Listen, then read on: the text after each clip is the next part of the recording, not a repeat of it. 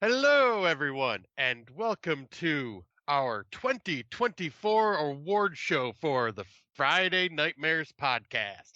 I am one half of your hosting team this evening, coming to you from the town of Swartz Creek in the county of Genesee, in the state of Michigan, in the United States of America, in North American continent, in the Western Hemisphere, on the planet Earth, in the Milky Way galaxy. I'm fully vaxxed, boosted, and waxed, and ready to climax, and if you can, please get me wet and feed me after midnight. I'm the man with the glorious beard, aka Mother of Cats, aka the man with the humongous ego, aka Scott Housen, aka Scotty Too Hottie, aka Spanky, aka Hey Scott, and also aka Mr. Smoke Show Crawford himself. And with me as always is And also one of the most premium horror podcasters in the horror community.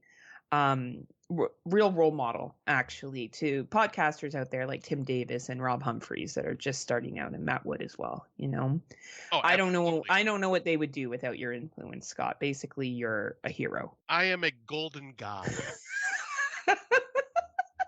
And with him, as always, is the second premium podcaster that also acts as a role model to all these up and comers. Heather Powell coming to you today from Waterdown, Ontario, Canada. Hopefully Scott releases this episodes before 2026, but if not, this is going to be a nice retro go back to 2024. Y'all keep saying this, and one of these days I'm just gonna be like, all right, fine, fuck it. I ain't releasing it until 2027. Right? You'll forget. We'll forget too. We'll totally forget that it existed. I have purposely avoided end of year lists to not be swayed. So after this we record, I'm going to start listening to horror, Dummies of Horror, and hear what they had to say.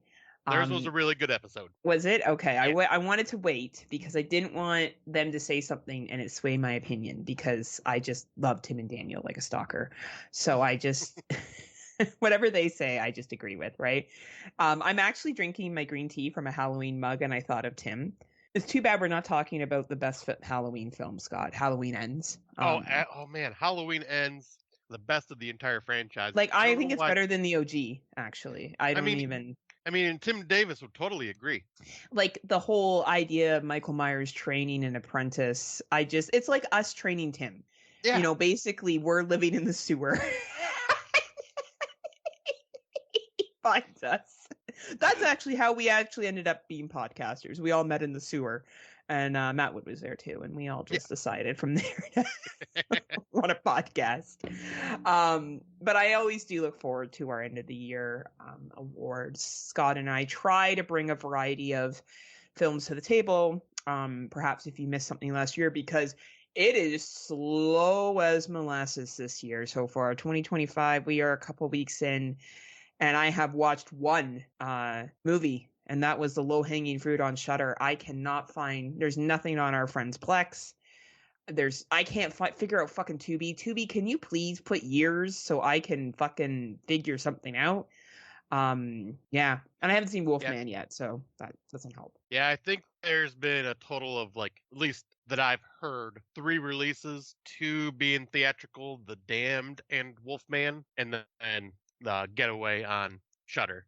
Like, I'm sure there's more, like, lower budget ones that have come out, but yeah, we'll just have to wait a while. But yeah, I haven't watched a single thing from 2025 yet because I wanted to just continue focusing on 2024 and watch a few more. I did miss some of the big hitters that people were talking about because I did go and listen to Dummies of Horror and Fresh Cuts Top 10 so far. Nice. And yeah, I got to listen to theirs too. Yep, theirs was really good. Yeah, they're just I was trying to see if I could have time to catch some movies that I didn't see. Unfortunately, I really didn't get a chance to get much done because I was hoping to watch a few at work, and work got a little too busy.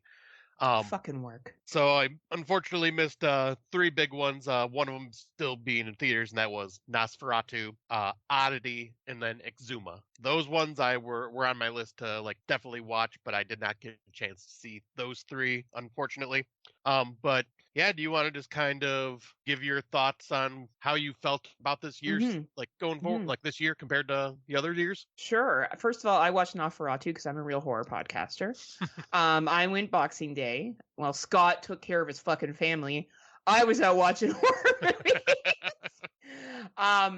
It's funny. I went with George, and he was lukewarm on it, right? And I said to him before we went in, I said, "Look, man, this is Eggers." He's like, "Who?" I'm like, "Oh yeah, you're not a nerd."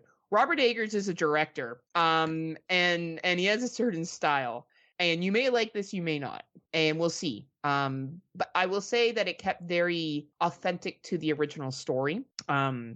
But it's very Eggers, and we were in the bar afterwards because what else do I do? Fair. Right. And there was this couple there, and like I was talking to George. I said, "Yeah, I really look forward to talking with Scott about this, and my friend Mark from England, because Mark's a big fan of the original, and I'm like, and Scott will really likes Eggers, and he loved The Lighthouse, and and this guy overheard me, and he's like, "Excuse me, did you see Nosferatu?" And I said, "Yeah, I did." He's like, "Oh, was it good?" I'm like, "Are you an Eggers fan?" He's like, "I love The Lighthouse." I'm like, "You'll be fine."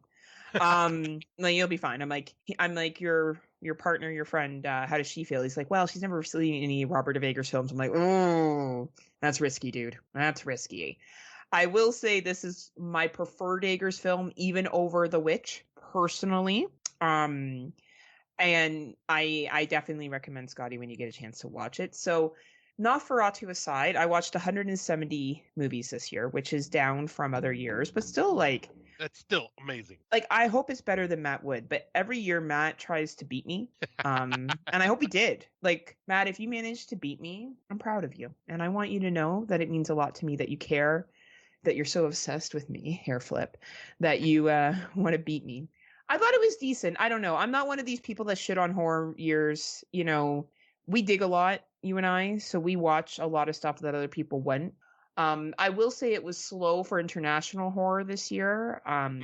But what did come out was great. I will say that. But I will say that it was slower for international horror. I found some decent slashers came out this year, and I had a lot more fun with low budget movies this year, and Tubi than I have other years. So overall, I enjoyed this year, but I did find some of our awards challenging. Yes. But I will say that I enjoyed, like, when I made my top 10, it may not be everybody's top 10 because I'm going to have stuff in here that I know not a lot of people have watched, but I was happy with it. And I the honorable mentions I gave, I praised them when they came out, when we did our episode, and I'm glad that I'm able to go back and talk about them, because all my honorable mentions, except for one, were not major releases. So nice. I'm hoping that I can encourage people to watch that. So what do you think? What are your thoughts? First of all, how many did you watch this year? What was your final total? I ended up with 113. Not bad. So, not bad. Yeah, definitely my lowest number since we started recording the podcast. Yeah. But that's just, life got busy. I became a family kids man. ruin everything. But I do plan on. I heard rumors that Nosferatu comes digitally Tuesday. Nice. So that means I will hopefully be watching it real soon, just to kind of, because I have to see it. Oh yeah. But yeah, for me this year, like you said, it started off really slow, and I was burnt out. Like, I was just not happy with this year at all the way up until I'd say the fall. And then the fall kicked in, and I got to see a bunch of the movies that started getting released, and I started being able to form a top 10 that I was happy with. But like at first, I was like, oh, this top 10 is not going to be good. Like, I'm not wanting any of these in my top 10 type deal. And eventually, like, a lot of heavy hitters came out towards like August, September, October into December. And yeah, now I'm very happy with my top 10. And I'll say this year ended starting off slow, but I think still was a pretty solid year. I think I like it better than last year. Awesome. Not by much. Well, and that's fair, right? Hopefully we'll see what 2025 brings. We got some interesting shit coming out. 28 Years Later is coming out this year, and I'm really interested to see what they do with that. Yes. And I know they're finishing off I think the two Strangers trilogy, like part of that trilogy, is coming out this year. I think that was supposed to come out in October, but I think after the mild success it had, like the pitiful success it had, I think it got pushed back. Right. And I'm here for any of the low hanging fruit, like the Bambi movie, the horror Peter Pan. I'm fucking here for it. And they just released a trailer for the Peter Pan one. Oh, I gotta watch that shit. I love this. I love them, and I want to make babies with them. I love them so much because they're just so fucking entertaining, and they know what they are. Like, one thing I will say about this year is there's some low budget films out there that fucking knew what they were. Oh yeah, 100%. Not looking at you, Blumhouse, not Yeah. looking at you, but every other, like, kind of, and I'll talk about it, it will come up as a guilty pleasure I had this year. But there was some fun films that knew they were silly and rolled with it, and I respect that. I respect the game. Yeah, I was gonna say because yeah, there's gonna be some more this year that will definitely be that know what they're rolling with because to kind of go with that whole Winnie the Pooh timeline. Also, there's that Steamboat Willie coming out with David Fuck yeah, Howard it Thornton is. playing Steamboat Willie. Fuck yeah, it is. I'm like, I'm here for this, and the Popeye, here for it. Popeye the Slasher Man. Oh, fuck yeah. Fuck yeah. Give it to me, baby. Yeah, I can't all wait. for that shit. Yeah. All right, let's you've listened to all the lists. Now you're going to listen to the best. You're going to listen to no low-hanging fucking fruit here. 170 films and 113 baby. We watch stuff. So be prepared to be underwhelmed. Accurate, very accurate. All right, Scotty, why don't you start off with our first category? All right, so our first category, we're going to kind of go through all the streaming services. I did not add Screambox to this because I just don't have. I don't want to get another freaking streaming service, but I know they had some originals on there too. But we're starting off with the best Shudder film, and for me, I got a runner-up and of course the winner. My runner-up was Infested, the French spider film, because that movie, I just watched that fairly recently. That movie was intense. It gave me what do you call it? Wreck meets arachnophobia vibes. It was just it creeped me out. So that one is my runner-up, but the award will go to Late Night with the Devil. That movie was just fantastic and so well done. Infested was fucking creature feature done right. French doing it right. Like, fuck yeah, France. Keep making fucked up films. Yeah. I love how dark they are. I love how you don't hold back. How you're like, everyone fucking dies. How do you like that, huh? You think you're gonna live? No. You're gonna fucking die, right? And you're gonna die painfully, too, while we're at it. And you like this character? Fuck her. She's dead. Yep, right? And a great use of low-income apartment buildings, too. Like... Yes. Just very, very well done. Shudder really brought it this year. And just Scotty and I actually have no idea what's on each other's list. Usually I can guess. I have no fucking idea. Like, I didn't know he was going to say Late Night with the Devil was the favorite Shudder of this year. I'm shocked, actually. I didn't see that coming. Really? Yeah, no, I knew you liked it, but I remember how much I fucking basically blew it constantly. I didn't remember you. So anyway, my runner up is Oddity. I thought Oddity was a really solid Irish film that came out this year. We've said before, the Irish film board, they don't put out a lot, but when they put out something, it tends to be at least at the minimal entertaining and well made. And my first is, and this is going to be a shock, I think, to a lot of people, but I thought In a Violent Nature was fucking brilliant. Wow. I did not choose Late Night with the Devil, though we will bring it up later. But I thought In a Violent Nature was clever. I thought it did what I think Skinamarink tried to do last year in doing something different successfully. Now, there's the fans of Skinamarink, and I respect that. That was your thing. That's cool. But I thought that to show a slasher movie from a killer perspective was a big risk because there's a lot of downtime, as we all found out, when you're getting to and from kills. But I thought that it was interesting, and I thought it was probably one of the better unique movies that Shudder picked up this year. The walking simulator, nature ASMR. Which you're not wrong. You're not wrong. You're not wrong. Right? But yeah, that one might get brought up in a certain category. We'll see for me. That is fair. All right, what's our next category, friend? All right, so the next category is best Netflix film. And boy, let me tell you, I only watched one Netflix film this year. So there is no runner-up. That's fair. That's fair. I tried watching that It's What's Inside, but I couldn't stand the characters and them talking over top of each other that I gave up half an hour in. So the only one that I'm going to give props to is Under Paris, because that was a fun ass shark movie. Yes. It was gory. It was it gave me happiness to see those psycho eco-terrorist type people just get their comeuppance, and yeah, just lots of good bloody shark action. Just what I wanted from that movie. I'm not sure if you know this, but I went to Paris this year. Oh no, did you really? You never said anything about that. That's for Rob, because I never talk about my trips to Europe and how No, well never, traveled I am. never. I agree with you. That was a really fun film, and it actually did a really good job. And I'm not saying this to be nerdy, but being in that location earlier that year and then seeing it in film, I will say they captured it really well, because I was there when they were setting up for the Olympics, so there was kind of some of the same stands and stuff like that, and Oh yeah. yeah, right. So I agree. Though that is not what I selected. So I was able to get through It's What's Inside, and that was my runner-up. Oh wow. Yes, I did enjoy the context of the film. There's a lot of debates of whether this is considered horror or not, and Scott and I don't get into that shit. I thought it was horror enough. I consider it a horror film. I think if you can get past the I don't know, the pretentiousness of some of the characters, it might be a good one for you. If not, oh, see, there's Erica with her bag. Hi, Oh yeah. Erica. Heather says hi. Right. Erica's making her special guest appearance today in the episode. It's What's Inside. And that's why Erica fell in love with Scott. It's because of what's inside of Scott. Yeah. All those But guts and hearts. and yeah, she says hello to you, Heather, if you didn't hear. I know, I heard her. I heard her. Okay. Don't worry. I always hear my girl. Don't worry. I know her voice. And then I thought the best Netflix film. So this film came out and there wasn't a lot of talk about it. It's an international film. It's called Outside.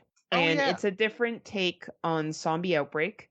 And I really recommend it to people. I think if you're zombied out, this is a refresh. It tells it from a different perspective of the survivors. And I really do think if you skipped over this one this year, it is definitely worth going back and watching. And again, Netflix brings the international horror. So Outside, check it out. Nice. Yeah, this is one that I wanted to check out. Just once again, never got around to it. But yeah, the next category, this one's kind of tough, but it's a best on demand film. So I kind of had to just like look to see what was available to rent, because that's how I look at on demand. Yeah, It's same something with you me. got to pay for to rent and everything. But I didn't want to go through the entire freaking list of movies that I've watched to see what was to rent, what was not. So I went through basically my top like 50 of them and just kind of was picking from them. My runner-up would be the found footage film Frogman. Yeah, good movie. Good movie. That one was awesome body horror. It actually had a really good found footage aspect. The mythological creature, the story behind the folklore for that was awesome. Really fun found footage film. But my number one or my top award for this one goes to the so special indie Michigan based Deer Camp 86. Fucking loved this movie so damn much. All the characters were enjoyable. They threw away your typical stereotypes of, oh, the big fat guy is going to be the funny comedian throughout the whole thing. Like, it actually made him like serious roles, and Yeah. the whole story about basically, Native Americans getting treated like shit and stuff like that was Mm-hmm. and them getting their revenge. Awesome, fun movie.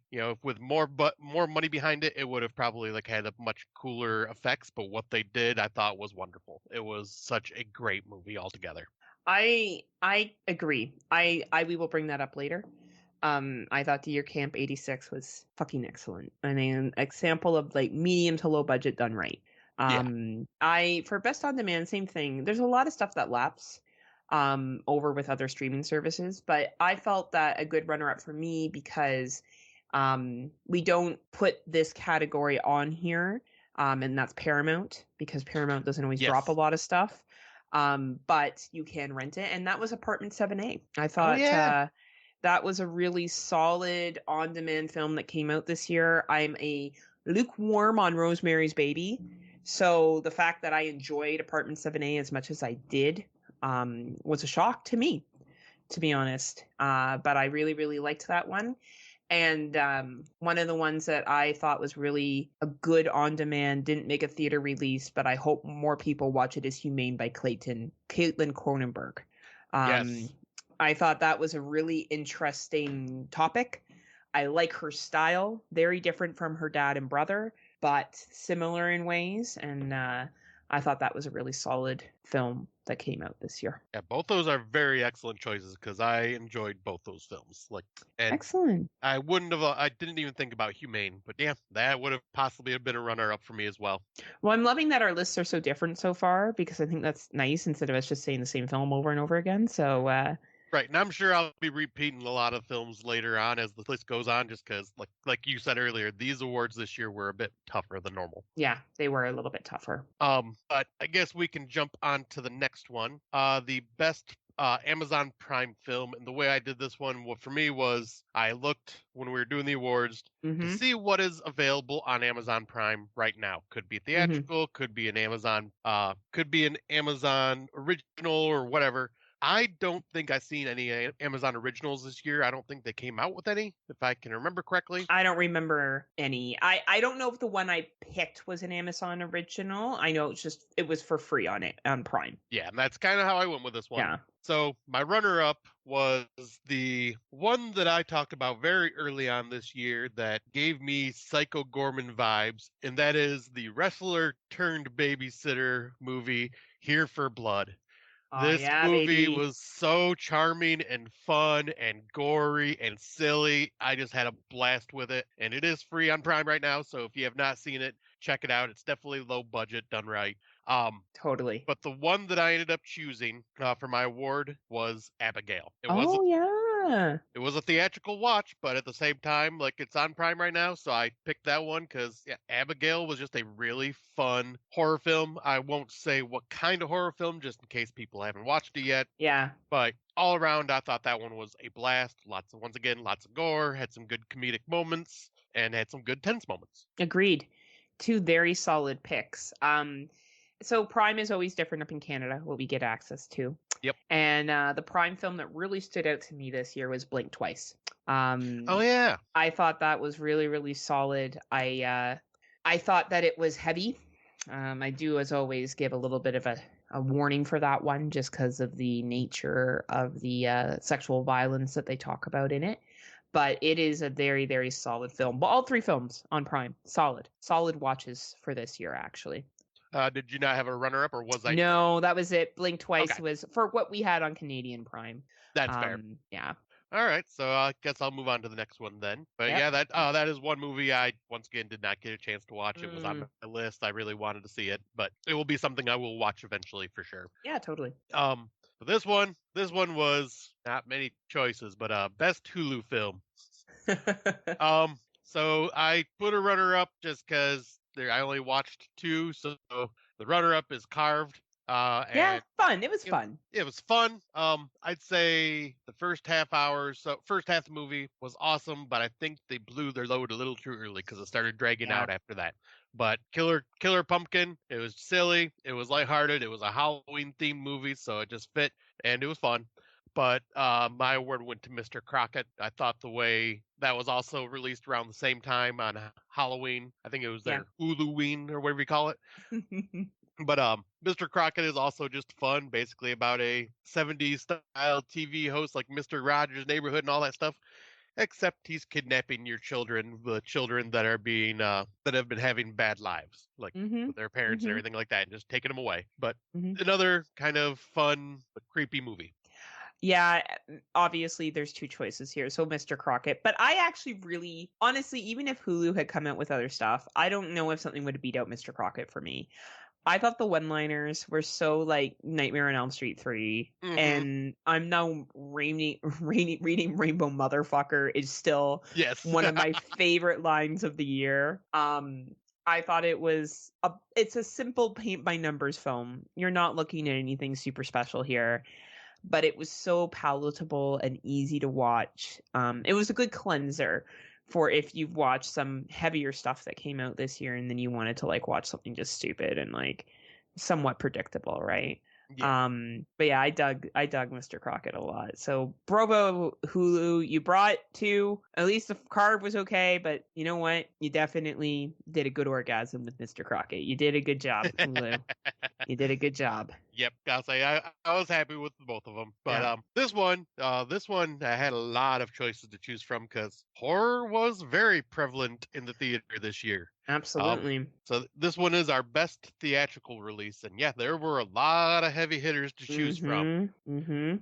So my runner-up was actually really freaking tough because there were so many choices. I ended up going with Alien Romulus Good for my film. runner-up Good because film. I just thought this was an excellent sequel, prequel, whatever you want to call it, Mm-hmm. in between, and they got the look and everything down perfectly for that 80s vibe. The I can look past the awful CGI use of a certain character. Yeah. I kind of look at it as, yep, he was a droid anyways, so it kind of just fits. The only issue I have is just the one-liner at the end, to get away from her, you bitch. I didn't like the way that was used in this movie, and they could Mm. have just done something different with it. But still, all around, an alien movie that actually made face huggers more terrifying than the fucking xenomorphs. Mm-hmm. I agree. I agree. Yeah, that was my runner-up, but my number one film.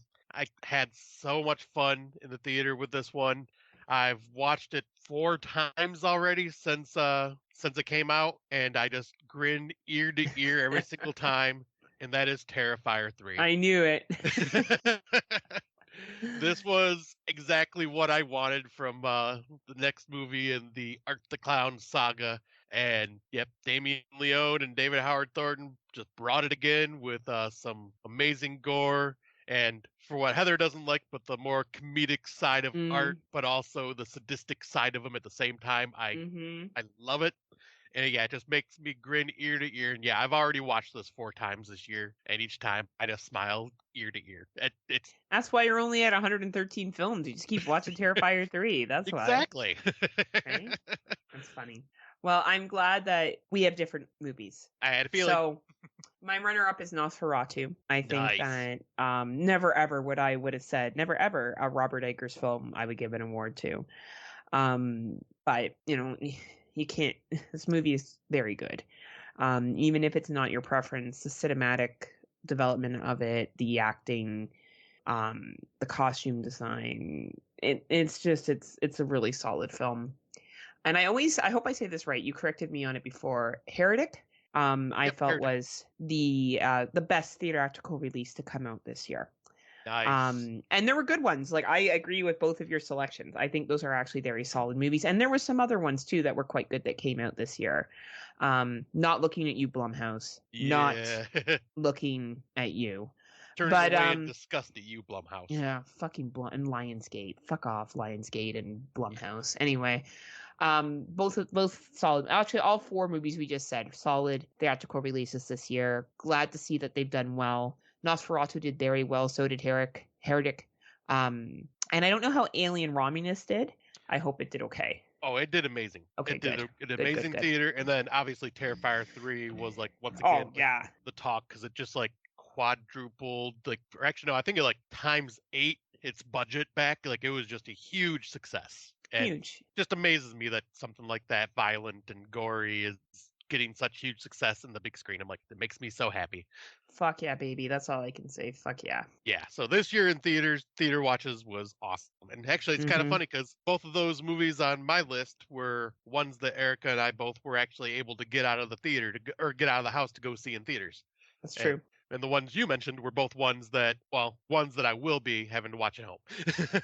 Which But hopefully you like. I think you'll enjoy both of them. They're both oh, solid films. I did Yeah. see Heretic. I really liked Oh Heretic. yeah, that's I'll be right. Yeah, talking yeah, about that. yeah.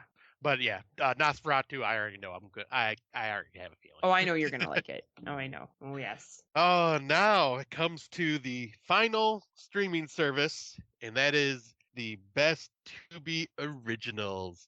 Now, these are always fun because Mm-hmm. Tubi is kind of like the Lifetime or Hallmark movie of horror films. Mm-hmm. Very easy to watch, very just kind of charming in their own right. A lot of not very good ones, basic bitch ones. But this year brought some interesting ones, and I will say I have a feeling that I might be hearing about this one later from Heather. But runner up is Slay. I just Yeah.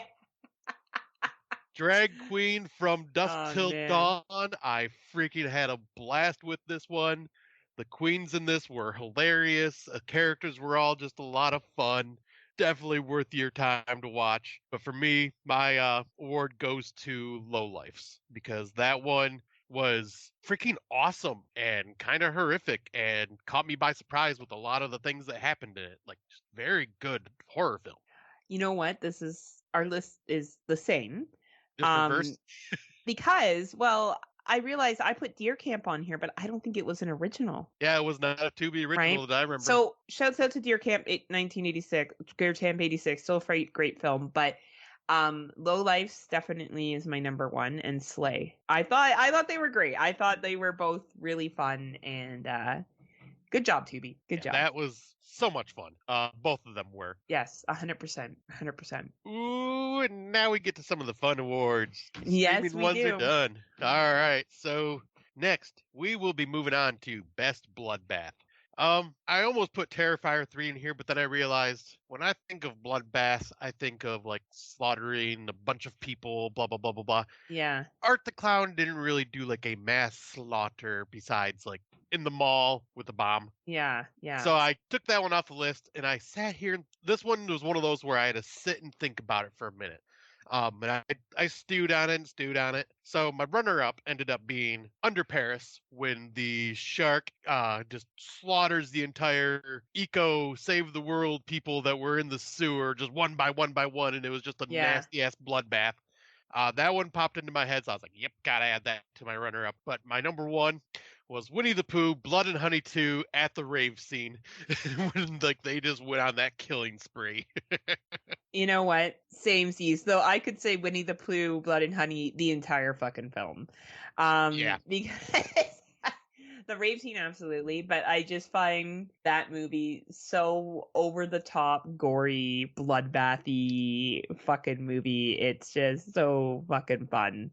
I don't have a runner up. Winnie the Pooh, Blood and Honey for Life, baby. Awesome movie. Hell, wow, we actually had a couple awards that are similar. I'm surprised. Yeah, but it's bloodbath, right? Like you kind of gotta. It's harder, right? I did Yeah. find that there was some there was some good kills this year, but when I thought about bloodbath, Yeah. it was the only movie that came to mind. Yep. Same. Like it's right. like I said, I was thinking Terrifier, but I'm going, wait, nope. That was just individual kills. Like, yeah, that were great. Yeah. Well, but speaking of kills, individual kills, yes. This next one is best kill of the year. For me, my runner-up will be a mention. Shout out to good old Terrifier 3 with the liquid nitrogen kill on Santa Claus. Yeah, it was great. Everyone mentions great. Jason X. Oh, that liquid nitrogen kill by Jason X. Psh, that is baby's game compared to this. This was brutal. The way he just did individual pieces of this guy's body with the liquid nitrogen and then just smashed it with a hammer or just and then ripped the guy's beard off to wear as his own Santa outfit later. It's like, oh my god, this I just remember when I was watching this in theaters, I was laughing and Erica's just turning away. She's like, nope, I can't do this one. Oh my gosh. It was so good. The kills in Terrifier 3 were fucking epic. Yeah. But my best kill, I bash this movie. I make fun of this movie, but I gotta give credit where credit is due. And that is the Yoga Hill kill scene in A Violent Nature. While the liquid nitrogen kill was awesome, it wasn't completely original. Where the yoga scene, I don't think I ever seen someone's head get kind of pulled backwards and shoved back through their stomach and back up again. That was a unique kill. It was wild. That was a wild fucking kill. My runner-up is the mousetrap, the final kill. Yes. Because I thought that final kill came out of fucking nowhere. It's so good. I thought it was so funny. And yeah, shouts out to the mousetrap. And my best kill was Terrifier 3, the shower scene. I thought that was very, very creative and always great practical effects. And and that kind of puts a kibosh on the people that bitch and say that Terrifier is a women bashing movie. Yeah, misogynistic movie. I think that was Damien Leone's response to that. And I do love how he listens and he's like, "Oh yeah, I love it. You know, I really respect the game there. But yeah, those are my two. that is My awesome. favorite kills of this year. And yeah, I'll say I can't argue with either of them either. Those are both great. The next category, someone you can get behind, and we can have two choices here. So, of course, I gave this to this character 2 years ago, and I'm going to give it to her again, and that is Sienna from Terrifier 3, because she is just a badass final girl. And also Frodo the cat from Quiet Place Day One. Fair enough. That was probably the best part about that movie. I was rooting for that cat the entire time. I love it. My runner-ups are Sister Barnes and Sister Paxton from Heretic. Nice. I have never felt such anxiety for two young women and appreciated the setup with wanting to convert someone to their faith and then trying to outsmart and play a game with somebody who is so manipulative and cruel. Yeah. And they're so, I don't want to say pure, but not that kind of person. Yeah, very, very of their faith. Yes, very of their faith. I thought they were fabulous. And someone who I really did get behind, and even though not a lot of people always love his movies, I thought this character was pretty good, and that was Lady Raven from Trap. I thought she, you know, in a obviously you can poke holes in the situation she got into, but in the scene where she manages to get the cell phone from the killer, I thought was pretty clever, and what she does with it. So I enjoyed her quite a bit. And those were my two that I really felt for this year. Yeah, I would not have expected Lady Raven for that one. That's a good choice. Yeah. We're bringing in the variety now. It's good. M. Night Shyamalan definitely does not know how concerts work, because what fucking concert gets over with and it's still daylight out for one? I know, right? But like, that's okay. We're all gonna just... And a lot of stuff in that movie that happens wouldn't happen, but it's still a fun movie. Still a fun movie, and I thought that she portrayed a protagonist in that ending scenes well. Yeah. So very good choices. This one's gonna be fun. Someone who you can hate or fear. Two can be named here. I named two movies, not two characters. Okay. So he sees you when you're sleeping. The entire fucking family. I hated these people and I wanted everything bad to happen to them. They were just despicable characters, and the movie in general just kind of sucked. Fair enough. But then the other one, once again, everybody in Imaginary. Everybody. Fucking Blumhouse in general, actually. Blumhouse is the real villain of the year. Because Jesus Christ, that movie angered me beyond belief, and everyone was acting so fucking dumb and stupid or psychotic. If I had to pick one dumb character out of them all in that, I couldn't. They were all fucking dumb. They were all annoying. They were all stupid, and I wanted everything bad to happen to every one of them. That is fair. I love the anger. I had a hard time with this one because I thought there was some really good antagonists this year. I have two honorable mentions, and because it's our show and we can do what we want, I'm going to do it anyway. Go for it. Cooper from Trap, played by Josh Hartnett. Fucking slow cap, Josh Hartnett. Like, fucking performance of the year. Like, one of them anyway. Hugh Grant from Heretic, fucking another, like, someone that was incredibly, like, two people that I was like, yeah, whatever, and then being like, oh shit. Right. Wow. Right. But my official runner-up is Sue from The Substance. Demi Moore's younger version of herself. I found that chick fucking annoying. I hated her. And that was the emotion I was supposed to feel. I was supposed to hate her. And I felt so bad for Demi Moore and why she had made these choices to, you know, create this younger version. But I think the biggest asshole of the year, or someone you can be afraid of, is Slater King from Blink Twice, because that's probably not far off P. Diddy, of people in power doing things to people. And there's a part in it that is so intense, where Slater King says some stuff that is so scary of what we've heard in mainstream media apologies that it's fucked. It's fucked. This was a really good year for villains. Like, villain character development this year I thought was really strong. Yeah, I can definitely agree with that one. except for Blumhouse. Yes, yes. I feel like everything, I'll be like, everything was good Except for Blumhouse. except for Blumhouse. Just get out of the goddamn pool. Oh my god, with the AI movie. Oh, okay, we're not gonna go Yeah. into it. Fucking horrible. Anyway.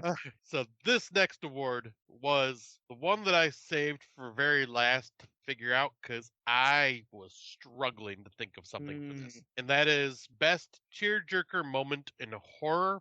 mm, I was going through my list over and over and over and over, and nothing was connecting or jumping out. And then I talked to Erica about it, and I was like, I just can't think of anything. And she's like, I'm like, I might mm-hmm. have to leave this one blank. And Yeah, she's but you like, could. well, then she brought this up, and I was like, oh, yes, yeah, absolutely. So, once again, I am bringing up Frodo the cat, but when Oh. Lupita Nyong'o gives Frodo the cat to the other guy, and he obviously jumps off the dock into the water with the cat, which is totally unbelievable. The cat would just chill. But when he escapes with the cat and she stays behind, like that did kind of tear me up because I was like, I could just picture, letting go of my cat and Mm-hmm. something like that. So yeah, that one did I remember did bring a tear to my eye when I seen that scene. So I was like, I'm glad she brought that one up because at the time I just was not thinking of it. You're like, I didn't fucking cry this year. I'm not a fucking pussy. Oh no, I'm happy to admit that I cry when I need to. Just there was nothing this year that just really hit me besides that I could I think of. cried that I wasted my time with some movies this year. Fair. I cried about that. Um, a tearjerker moment that happened early on in 2024, which probably affected me more than it affected other people, but it touched me in my place, was Clear Mind, the child drowning, and the mother's grief. Mm, Really hit home for me this year. And where it leads her to and the confrontations she has felt really raw. So that was my runner up, and a kill scene that occurs in the basement of Heretic, where you think somebody is going to be successful and they are yeah. not. That made me sad.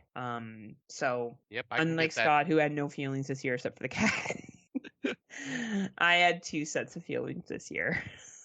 Yeah, because like honestly, like Clear Mind may have actually been on my runner up but when I had Clear Mind on a couple different lists because I create my own lists on Facebook or on Letterboxd, but they're all private, so no one can see them. It's Mm, just for me to remember. Oh yeah, these things can fit these awards. yeah, Clear Mind was in a lot of them, but I was struggling to remember anything from the movie, so I completely yeah, forgot that happened. that's fair. That's fair, right? But yeah, like so, yeah, that one would probably been on my runner up if I remembered. But yeah, that one just completely like I was like, that was this year. I know because it was so early on in the year, right? Yeah. Yeah. But the next one, best feel good horror film of the year. Even though I didn't really like this movie, my runner up was Lisa Frankenstein because it just gave that Mm, Tim Burton-esque vibe of bright colors and feel good and blah blah blah. I couldn't stand the main character; thought she was kind of a bitch. mm, And like the movie itself was, but mm-hmm, that one kind of felt like a feel good movie to me. mm-hmm. I agree. But the one that I added to for the award was Slay. I Slay. I just felt like that one just gave me a feel good vibe, especially towards the end when the bartender just comes out in full drag and is accepted and just finally Yeah. realizing who he is and stuff like that. And I'm like, yeah, bravo movie, bravo. Awesome. I'm so glad. Members Club was my runner up. Hmm. I thought, first of all, these guys in their 50s being strippers were fucking hilarious. Matt Wood suggested this to me because of my love of a good mind on a man and a good personality. And he was right. There was lots of big personalities in this movie.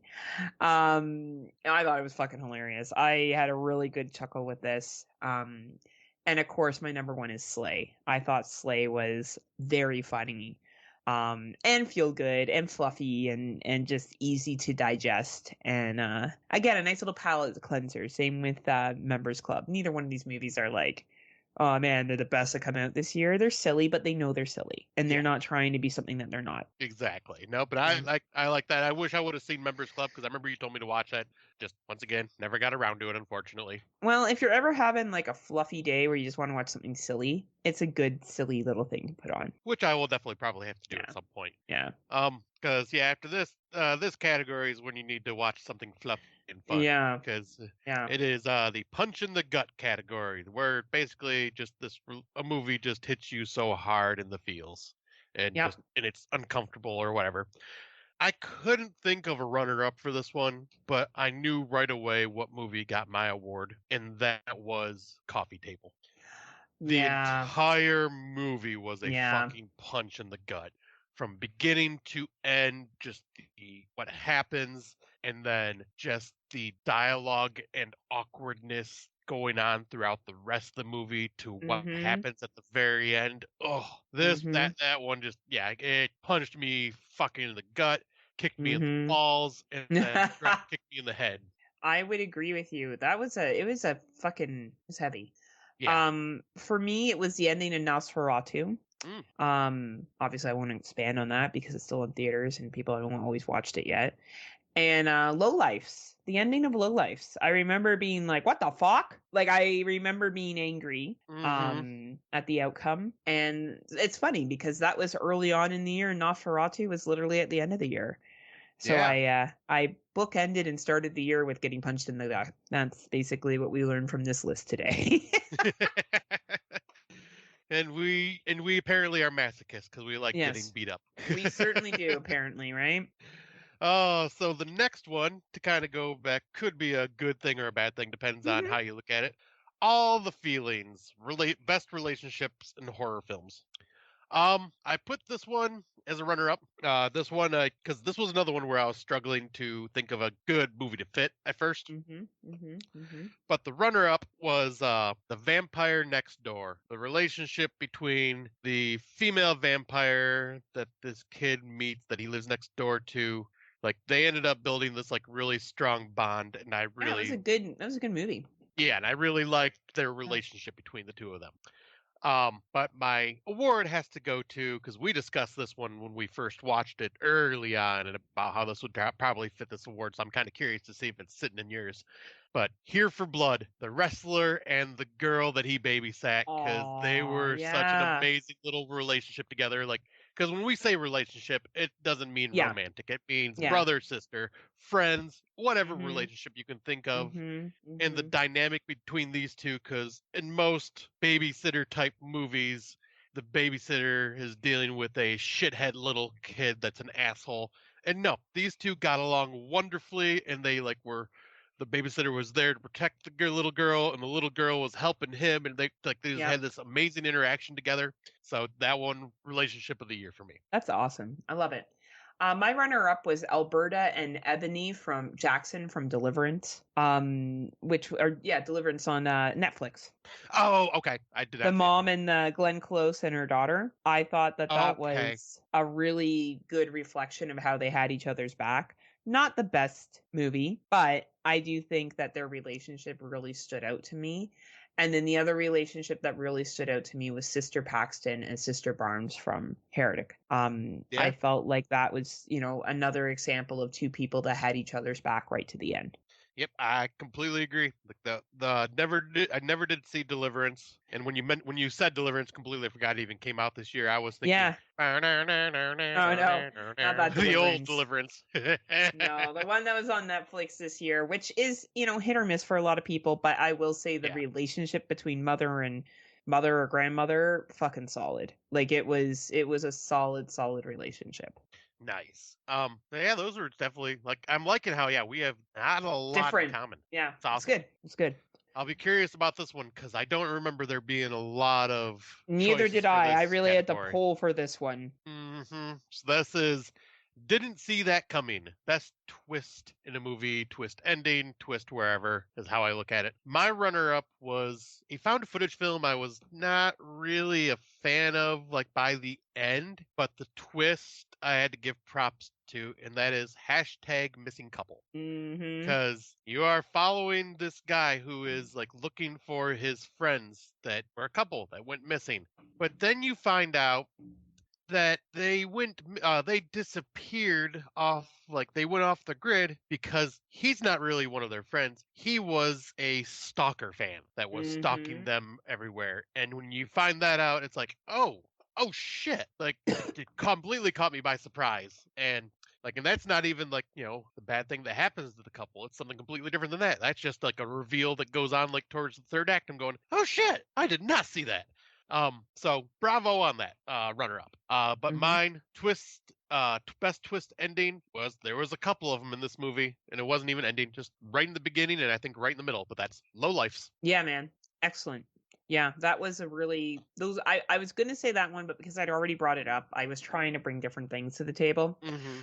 So the one I brought was The Last Straw. And the reason why is because even though there is a twist you can predict, there's a little razzle dazzle in the twist that I'll be honest, I was like, oh shit, no, I didn't think that part, right? Like, I didn't think that this character did that. And I thought that was kind of clever for a movie that I thought was going to be 100% predictable. Right. It did kind of sway it a little bit for me, which I did appreciate.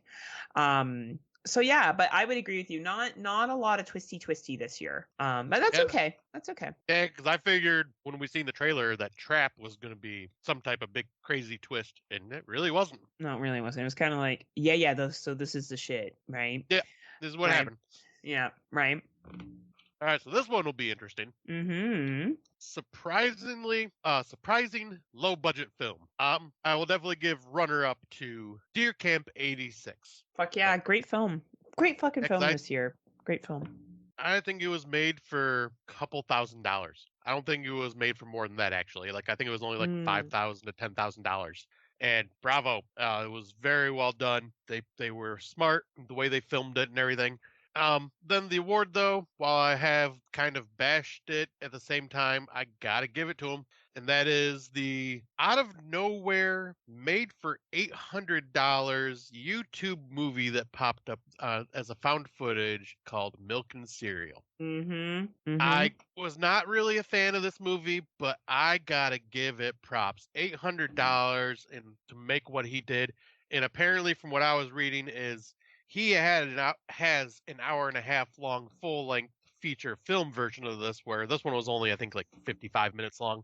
But he had a full length feature film version of this, but he could not find a distributor that would back him. So he said, fuck it, cut it down to less than an hour and released it on his YouTube channel. Good for him. Yeah, and it blew up. So like as many people as I've seen talk about this film, I got to give him props. Like $800 and you got people talking about your film. That's amazing. Agreed. I think when you are able to do that on a true low budget, I think that's very, very impressive. Two movies that came out this year that I really stood out to me as really good low budget films was The Group that came out earlier this year that is based upon a recovery addict group, and there is a secret, and a gunman shows up, and it's just suspense between these characters sitting in a room over who did what. It's a British film. And I it don't came think I've out. seen that one. Yeah, it came out earlier in February or March of last year. So I thought that was a very, very solid, well-made film. And then my favorite low budget of the year was Last Night at Terrence Lane's. I thought that was a really good, fun, low budget movie. As well as the ones you meant. I hadn't seen Milk and Cereal, but I do agree about Deer Camp '86. But yeah, those were the two that I thought were worth the low budget this year, or not worth the low budget, were surprisingly low budget and good. I thought for what they are, I thought they were excellent. Yeah, exactly. Like, got to give props to the filmmakers for these. Exactly, right? And so we'll go up to the other version of this. The other end, yes. Worth the high budget. Mm-hmm. So my runner-up, I think this was made for 50 or 60 million, and that is The First Omen. I was completely blown away by this. I did not think I was going to like it because I'm like, a prequel to The Omen. And then this came out, and I'm going, holy shit, did they just show that on the theatrical screen? Did they just show a demonic hand coming out of a woman's vagina up close? what the hell did I just watch? And like Totally. the acting and the storyline and everything, like thought it was excellent. Like it was a really good prequel, Yeah. and Yeah. definitely worth the high budget. Do you, is that your first, sorry, you have two, That right? was yep, that was my runner up. Okay. But then my award got to go to Alien Romulus. Oh, That yeah, I agree. recreating everything like they did, the effects, the acting, just everything about it, the sound design, the look of it, just everything worked perfectly. I agree. That's my runner up. I thought that that was a Nice. really high quality film. And I thought Under Paris actually was worth the high budget. I thought it was Yeah, fluffy, it was fun. That could have been cheap to make. And I thought it was a really, really solid, entertaining movie for the budget that was put into it. I completely agree. Right. That's a good choice. Thank you. And these ones were a little more tough at first, Yeah. but I kind of came up with some other ones that I feel fit. So most politically relevant. This one I know if I had seen Blink twice, it would definitely be in this category, I'm sure. But the runner-up I gave to David Cronenberg's daughter. I forget what her name was, Catherine Cronenberg or I Caitlin think Cronenberg. Caitlin Cronenberg. Yep. But Humane, just the way the story plays out, very politically relevant. But I my agree. award, and my award though goes to what's his name? He did the movies Annihilation, Men, and all these other ones. I can't think of his name off the top of my head, but his movie Civil War. Like I could see this happening in America very, very soon. The way everything's going, going to shit. Yeah, it's kind of scary, isn't it? Yeah. Uh-huh. Yeah, I never saw Civil War, but my most political relevant movie was Blink Twice. I had a feeling. Also known as the P. Diddy story. Yeah. But not. But very, very good film. Very, very relevant. And I felt that it just hit the nose on the head, or sorry, the hammer on the nail this year. Nice. You didn't have a runner up? No, I to keep me from repeating certain movies over and over again, I tried to space it out a little bit. All right, that makes sense. So yeah, we'll go to the next one, which kind of coincides with politically relevant, but it's most reflective of the year 2024. So I try to find movies that kind of hit a social commentary on things that are kind of what happened in this year for the most part. And my runner-up, I ended up choosing Heretic because the main villain, what is he doing? He is trying to make these people question their faith. And there is a lot of people that are falling out of a religion nowadays, and people questioning their faith, and people changing their faith to fit what suits them. So I felt that was very relevant of kind of like the last year. But the main one goes to The Substance. This one goes on all the time, but it's just an older woman who has lost her young vigor, beauty, or whatever you want to call it, and Hollywood holding them to a higher standard, causing what she does to herself. And it's just the sad truth of things. Agreed. I think that is a really great example. Both of those are very much relevant of 2024. With the ending of TikTok today in America, there's going to be a whole lot less of this, but I felt like it was very relevant to what this movie was trying to say. Much like her father, she likes to integrate political messages into her film clearly, and that is Watchers. I felt this movie really played on the reality TV, social media, not directly, but it was about being watched and the observation of it and just watching. And there was a lot of connections in that.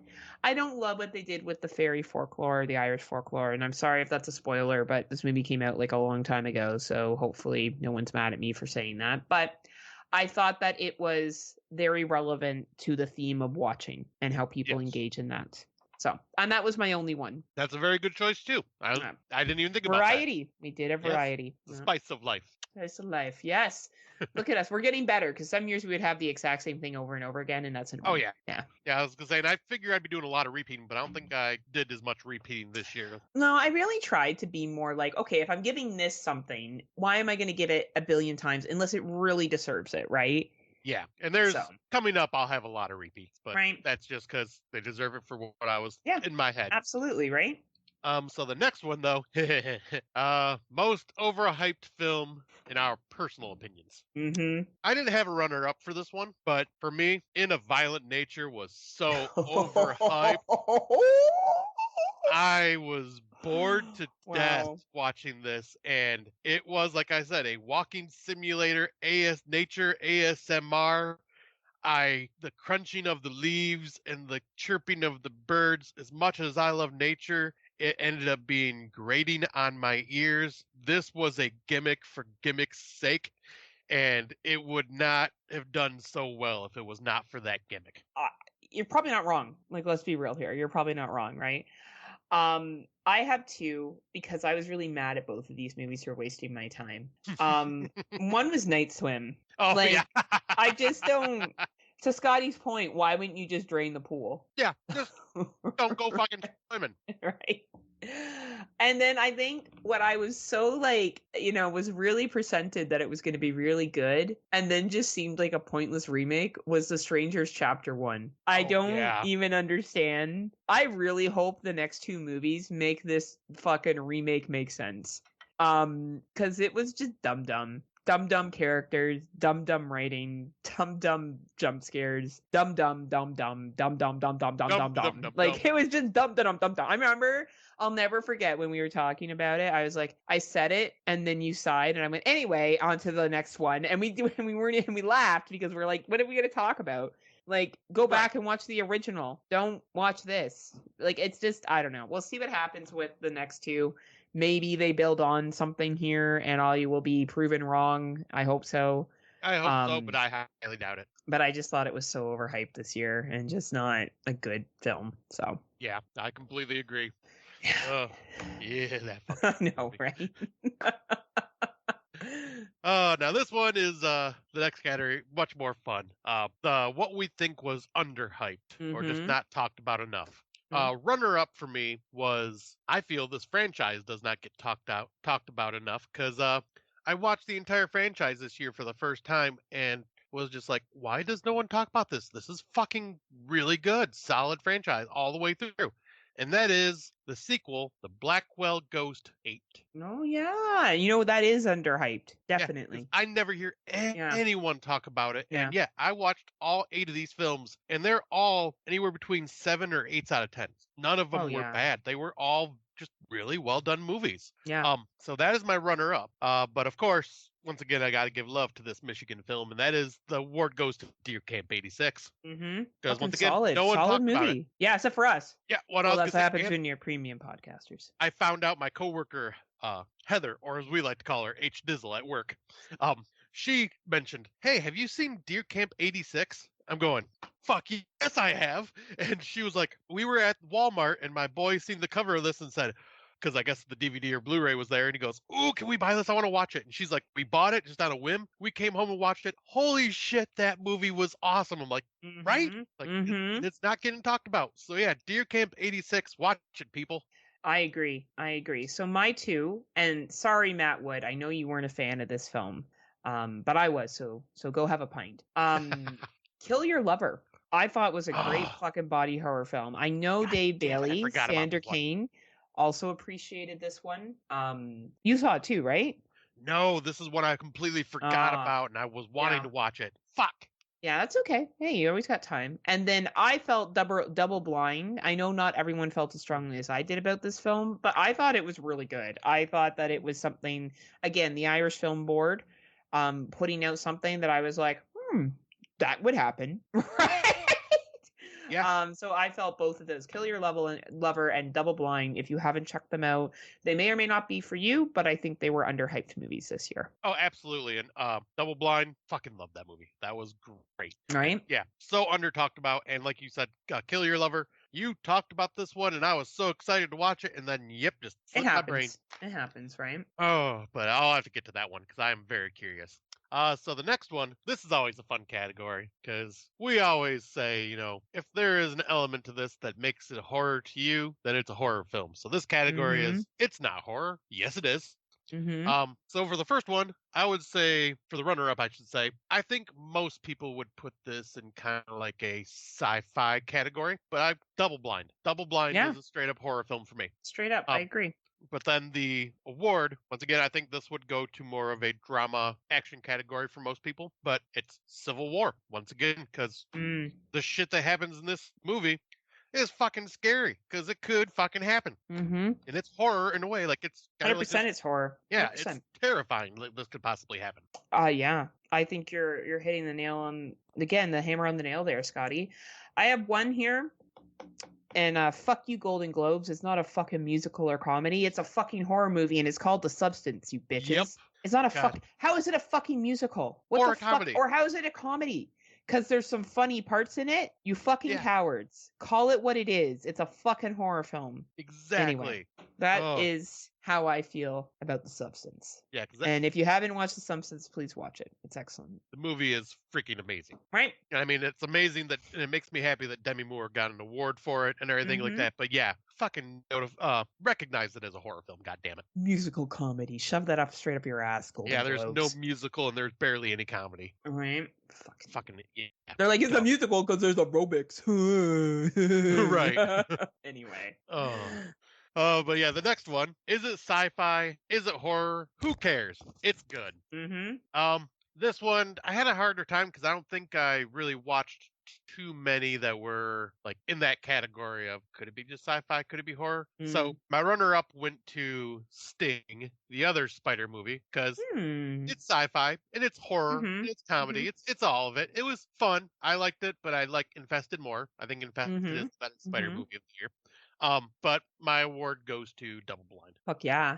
I said Alien Romulus because there's still people out there that are like, oh no, that time thick then. Yeah. That time thick then. I had that as a runner-up at first, but I'm going, yeah, I can't even argue with those people that say it's science fiction because it's just like, it's obviously horror. Shut the fuck up. And that's how they sound. It's bang, thick, bang. Uh-huh. That's how you sound every time you say that an alien film is in horror. Bang, thick, bang. That's how we all hear you. Okay, it's a fucking horror film and it's science fiction. It's fine. It can be both. It can live in two worlds. Exactly. Oh, I thought Erica was calling down to me, but I think she's talking to the puppers. Yeah. Oh, you get confused. She talks to you and the dog the same way. Come here, Scotty. Sit. Scotty, sit. Scotty, no. Do you want a belly rub? Do you want a belly rub? You're like, lower.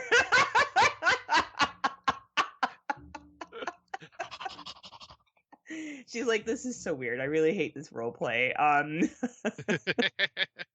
Can we try something else? Speaking of that, I guess that scenario was all a little too real. Good segue. Yeah, it's our next category. That's what happens. Premium podcasters right over here. I love it. So our next category is a little too real. This is where it just kind of something may hit a little too close to home for us, or to like just like real life in general. Once again, a runner-up. I'm gonna bring this movie up again, and that is Civil War. A little too real for me right now. But the main award goes to The Coffee Table. Yeah. Like, while the scenario is a bit unbelievable, but just everything that happens is a little too real. The conversations and Yeah, I would agree. I would think that Blink Twice is a little too real. Yeah. Especially with everything that's happened this year. I don't know. And not happened this year, pardon me. The truths that have come out this year. And the victims that are being heard. It's fucked. And we all know shit like this happens, with rich celebrities, but this movie really like fucking made it uncomfortable. So shouts out to Blink Twice. Yeah, and this is a little too real because it's kind of happening to an indie filmmaker that I used to be friends with that's getting called out, that I immediately removed when I heard what he did. And because I only met him in passing. But yeah, I'm just going to shout him out. Brian Papandrea. Don't deal with that person. Anybody. Women, stay clear. There is a lot of shit coming out about him. He is a very low budget indie filmmaker, but I think his days are numbered. Well, and that's what happens when you're an abuser. So that's what happened, Brian. Maybe you should have been a dick. Exactly. Right? So unless you're a dick with money, as we've learned, you can get away with it for a lot longer. But sorry, Brian, indie filmmaker. Looks Yep, like your you days are are numbered. getting what's coming to you. So yeah, fuck them.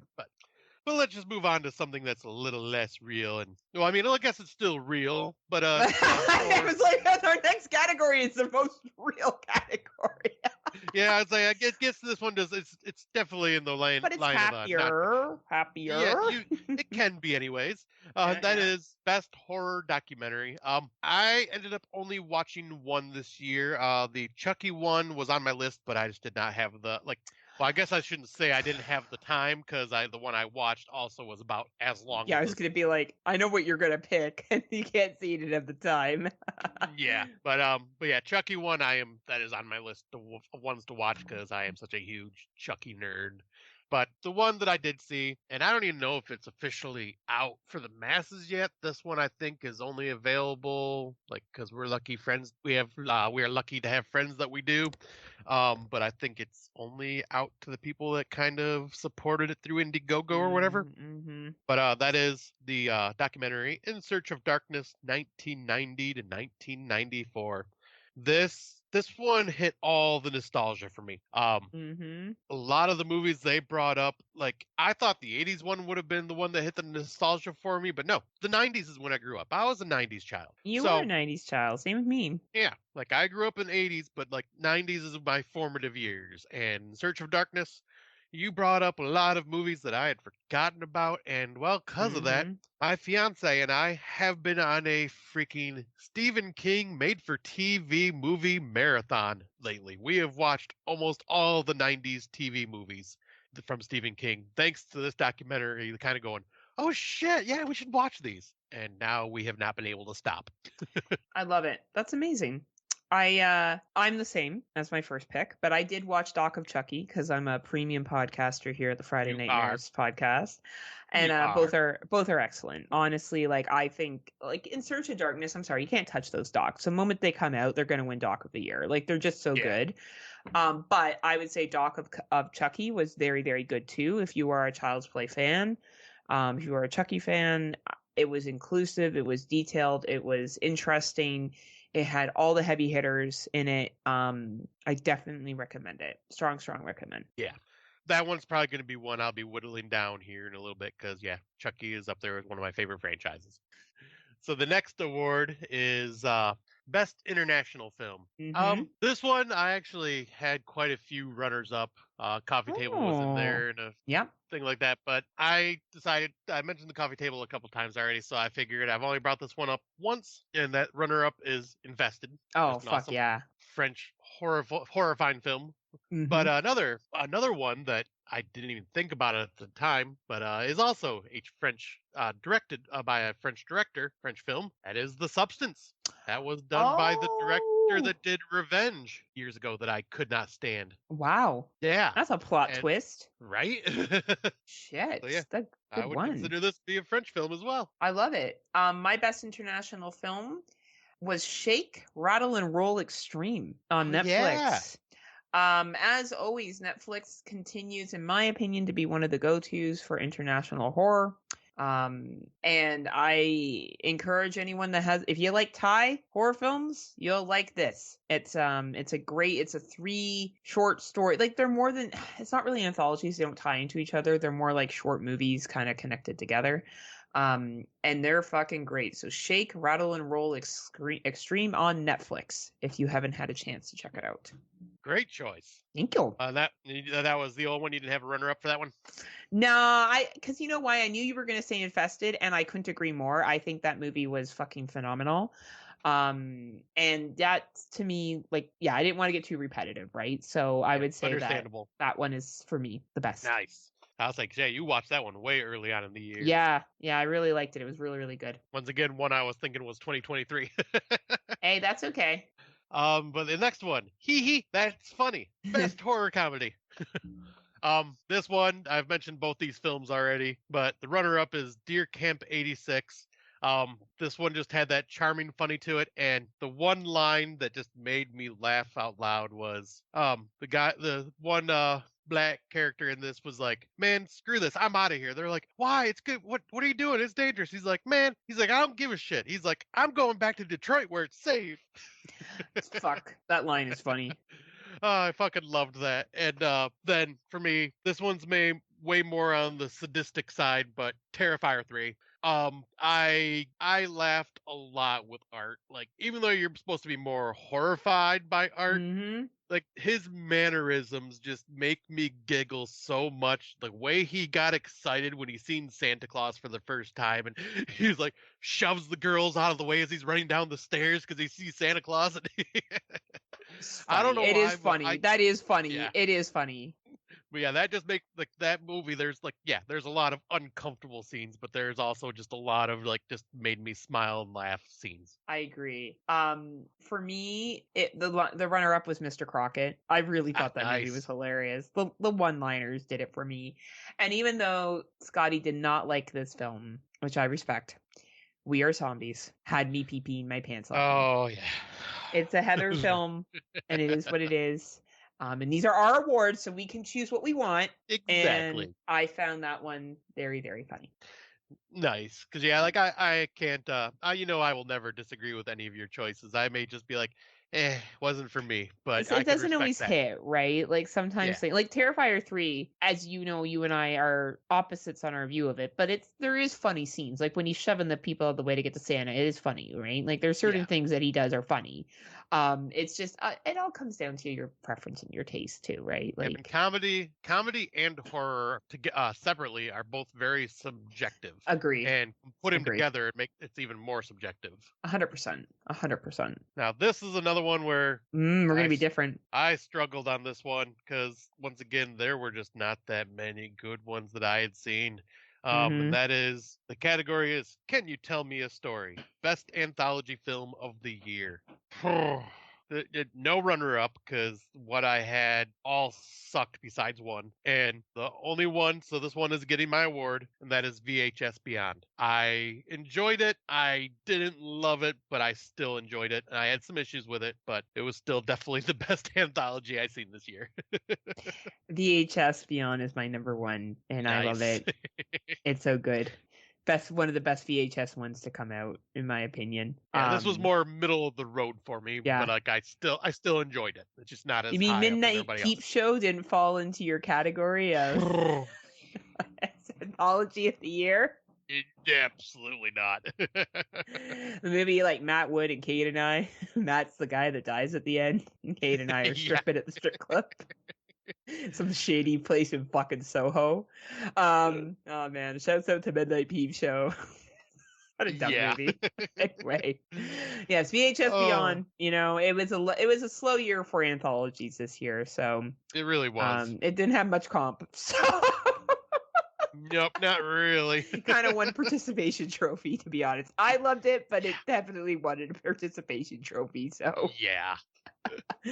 Oh, and the next one is this one I had a lot of options from, but this mm, one is We're Stranded, the best survival horror film. So I had a lot of options to choose from on this one because there were a lot of survival horror films this year, like that I could at least picture as survival horror.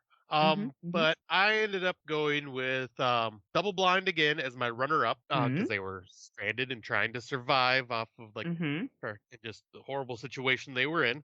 But my award goes to Infested.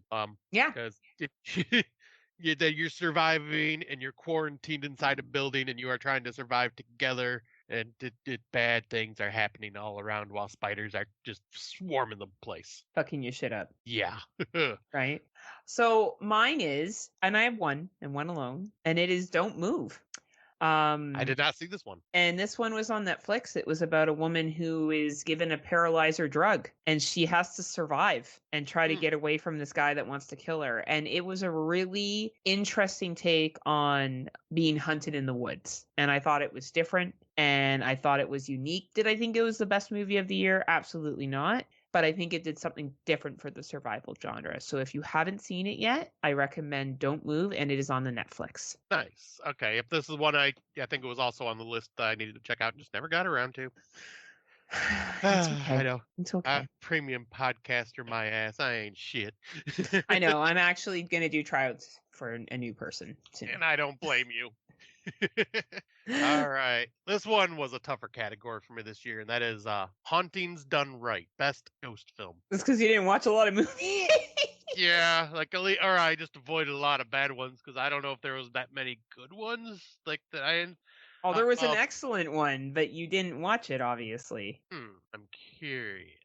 Do you want to Um, hear? Oh, let's see. I'll give you yours first. yeah, say the What did you ones say? I ended up choosing were both found footage films, and that was hashtag missing couple for the runner Yep. up. Yep. Thought it was really solid and creepy until the absolute reveal towards the end kind of ruined it for me. Fair enough.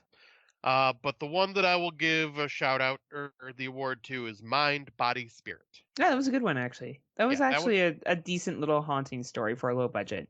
Yeah, like I didn't think the found footage worked that well, and like obviously the social media characters I wasn't a big fan of, but Mm. at the same time it did have a good haunting story to it. Oddity. Ah, yes, yep. God damn it, yep. Oddity. I felt like this is haunting done right. Again, an Irish film from the Irish Film Board that came out this year. By far the top ghost film as far as I'm concerned of this year. God damn it. That's okay. You'll get to it. Yeah, I just regret not getting to it earlier. It's okay. We all can't be perfect, Scott. I know. Right. The next one. Let's exercise the demon. The power of Christ compels you. Best possession film. I gotta give a shout out to this one. It was a sequel to one of my favorite movies of 2021, if I remember correctly, but this one didn't hit as hard, but I still gotta say the haunting aspect of it, or the not haunting, but demon possessing aspect of it is Smile 2.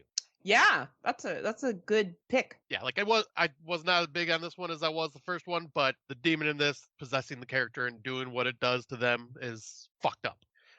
But number one, the award, Late Night with the Devil. Fuck yeah. I mean, Fuck yeah. Literally about a exorcism going on live TV and just going horribly wrong. I am with you. I had one. It was Late Night with the Devil. Absolutely exorcism done right. Absolutely exorcism done Awesome. right. Yeah, that one. Like watch it. If you haven't watched, Shudder really did bring out some great movies last year, and that was one of them. Yes, for anyone out there who was. hasn't seen it, please go back and watch it. It's very, very good. Yeah, one of my favorites of the year. But this one is definitely the Heather category with the name, and I love it. Stabby, stabby, pokey, pokey. Best. That's what I love. film. I love being pokey. And this year, I gotta say, there were quite a few slashers. There was. I was once again actually had a nice variety to choose from. But I have to go with my heart and go with the ones that I loved. And the runner-up is Winnie the Pooh, Blood and Honey 2. Just Fuck yeah. so much fucking fun. And my award, once again, Terrifier 3. It was a slasher, and it's the best slasher of the year if I've watched it 4 fucking times. I would agree that Terrifier 3 is a fucking excellent slasher. I don't think that and Winnie the Pooh, Blood and Honey, but that is not my pick. I decided to be a little different, and I decided to look at some other films that I saw this year and take this category and think about, not in a violent nature, not Terrifier 3, not Winnie the Pooh, Blood and Honey, not even Mary Had a Little Lamb. And I decided to go with Trim Season. Nice. Right? I thought the concept of this film was clever. The idea that they're all going up to pick weed. I thought was great for Harvest Weed. And I thought it was an interesting slasher. It had all the tropes. It had all the characters. It had all of that. And I thought that it was new and different. And that's why I wanted to bring it up. So if you are a slasher fan and you have seen a lot of different slashers over the years, and I'm talking like you were someone from the 80s that watched all the different types of slashers like Fatal Games and all that other shit, this may be something for you. Not to say it's like bad or whatever, but it's not something that you're going to walk away from and be like, oh my God, like it's changed my life, but it's something different. And it does follow through with the slasher characters and tropes and all that stuff. And I think it's worth a watch. Yeah, that was a very good slasher. Like, it's not like top tier, but like you said, it's like Fatal Games and stuff like that, where it's just like a very fun, easy to watch slasher. And I wanted to bring something else to the awards, right? I wanted to talk about something else that came out this year and take a little bit of a different approach to it and bring this other film that maybe people might want to see. Yeah, because I thought I'd be amiss to like deny Terrifier 3 with as much love as I've given it already. Like, so I can't. And like I say, this is where I kind of start repeating myself a lot with some of these categories because now it's fitting into the genres. I have some surprises coming though. Oh, I think I have a few as well. Oh, nice! I'm excited. So we'll see when we get there. Okay. But the next one is, hey, look at this mysterious tape I found. Best found footage film of the year. Found footage. Boy, this year was a bit rough for found It footage. was. Even Uh, I'll see if you pick it. I'm interested if you pick it. We'll see what you say. I don't think we're gonna have the same ones for this one. So my runner-up, the Blackwell Ghost 8, once again. Mm-hmm. Very awesome sequel. Highly recommend people watching the franchise because it was really fucking good from beginning to end, and it's a continuation of the story from the very beginning. It's just building and building and building and building. Like it's amazing. Like what this guy has been doing with this series. But my award goes to Frogman. I think that was the absolute best found footage film that I've seen this year. I agree with you. Holy shit. Mm-hmm. That's awesome. Because Horror in the High Desert came out, as I like to call it. I know it's Horror in the High Desert. I prefer to say dessert. And I was quite disappointed with that this year. I really Yeah. thought that was going to be my pick, and I didn't really dig it. No. So yeah, I would agree. Frogman, definitely That's the best awesome. found footage movie of the year. Definitely. Yeah, that's one I would like to have in my physical collection. Agreed. Like that was that damn good. Good. And then the next one that kind of can fall in the category of found footage, but also can be just a regular, normal type of film. But that is smash that like button and ring that bell. Best social media horror film. This one had a decent amount to choose from as well, but I went with I guess two. Well, now I'm gonna cross that one off because I just thought of this one. But my runner-up, Clickbait. Mm-hmm. Mm-hmm. I think just social media influencers just getting picked off one by one. It was fairly entertaining. But then once again, I got to give the award as much as I was, like I said, much as I had problems with this film for $800 budget, Milk and Cereal. A YouTube Nice. social media prankster uploaded these videos, and I think it fit that category very well. Hey, I would agree. And I think it was I would agree with I didn't see Michael Serial, but I would agree with Unfollowed Clickbait. That was my number one. I thought the protagonist in this was quite good. Yes. I felt there was like a speech he gives that I felt was very emotional and raw. And I was rooting for him, and I thought the ending was kind of funny. So I enjoyed that movie a lot, so I'm glad we both had it on there. That's awesome. Yeah, because I did have #missing couple, but that clickbait just popped back in my head. I'm like, oh yes, no, I crossed off #missing couple because that's also another social media one that fits that category as well. Yeah. And then the next one, oh boy, Swimming with the Fishes. See, best shark film. There were some bad shark films. Yeah. I gave a runner-up, but it's nowhere near award-worthy, and that is No Way Up. Such a ridiculous plot and just so dumb, but it was still at least fairly entertaining. But the award itself goes to Under Paris. Okay, so my award went to No Way Up. I liked it more than I liked Under Paris. Are you serious? Wow. I am serious. I thought I went into that movie being like, this is gonna be so stupid, and I got behind all the characters. I didn't give a fuck about all the ridiculousness that would never happen. I didn't care that it was so silly. Erica's coming over because Scott has one pussy on his shoulder. Hey, and she's not putting up with that shit. That's right. You stake your territory, Erica. You don't let that cat show you who's boss. Heather's talking right. shit, saying, "Erica, you show that pussy who's boss. You can only be the true pussy." Yeah, Erica, I know who the real one is. She knows. Yeah. But she even said, she's like, "Yeah, but Biff's the shoulder pussy." And she's looking really pretty today, huh? Oh, she always is. Man, how did you get such a pretty fiance? I lucked out. And that's because you are super smoke show.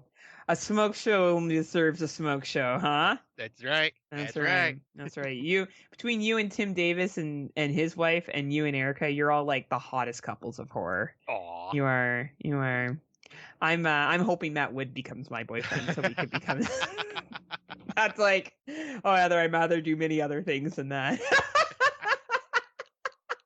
Anyway, what are we talking about? Oh yeah, No Way Up. So yeah, anyway, No Way Up. All right. Oh yeah, I did not expect that. I know. I like to keep it spicy here on Friday Nightmares, I'm glad to hear it because I mean, you right? always keep it spicy. You kind of bring in the ones from the left field most of the time, so I appreciate Yeah, that. I don't know. I thought it was funny. I thought it was a good movie, and it was silly, but who gives a fuck? It was great. And Yeah. I don't know. Under Paris was fine, but I knew you were gonna say that, and I didn't think you were gonna bring on No Way Up. But I'm glad that we got to talk about it twice. Oh yeah, that is kind of funny. So yeah, I guess we can jump on to the next category. Yep. This seems familiar. Best remake, sequel, or prequel. My runner-up is First Omen. I thought that was just an Mm-hmm. excellent prequel leading into the franchise, Yep. and completely caught me off guard because I did not think it was going to be any good. So, got to give it love. But of course, once again, Terrifier 3. It's a sequel, and it's amazing. Like I said, there's going to be a lot of love for Terrifier 3.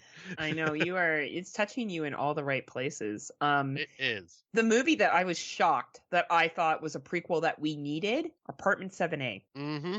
Thank you for doing a fucking sequel that added to the story, not take away from it, not make it seem redundant. Thank you for not doing a remake of a very good film and making it Americanized. And besides the over the top antagonist in the movie, it's a fucking poor comparison to the original.